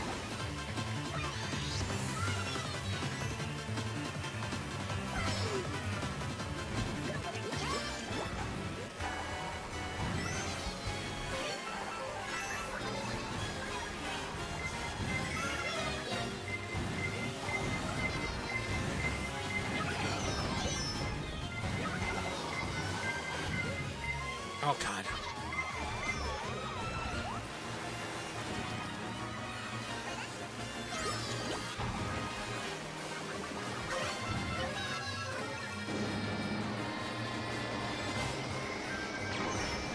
Sorry.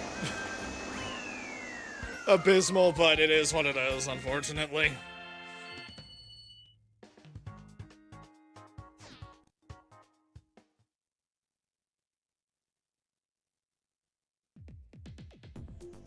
Yep, that's where we're gonna end it for now. Nothing really is screaming out to me at the moment, as far as tracks are concerned. Just get rid of that, because we're not gonna need that for a good long while after the fact. But either way, I gotta say that was a very, very, very productive reaction and racing. Lots of things enjoyed, lots of things divulged, and lots of racing had, which is how I tend to do these things. Once I'm done with this today, I'm actually going to really buckle down and look into possibly getting that Rumble account up and running so that I can multi-stream to YouTube, Twitter, and Rumble. Because screw Twitch. They lost the freaking plot. But anyway, I'd like to thank each and every one of you for stopping by and doing whatever it is that you do here. It really means a lot and everything. I don't know what the rest of the week is going to be planned, but I can assure you that at some point down the line, probably next week, we are going to be back to waking the wind the hell up again, because it is falling asleep and it needs to wake up. So I will be doing that post-haste, because I want to get, at the very freaking least, I want to get that playthrough done before Ocarina of Time Remastered comes out. So that's the plan there. So yeah, stay tuned for when that happens. I'll see you guys when I see you guys, and as always, toodles.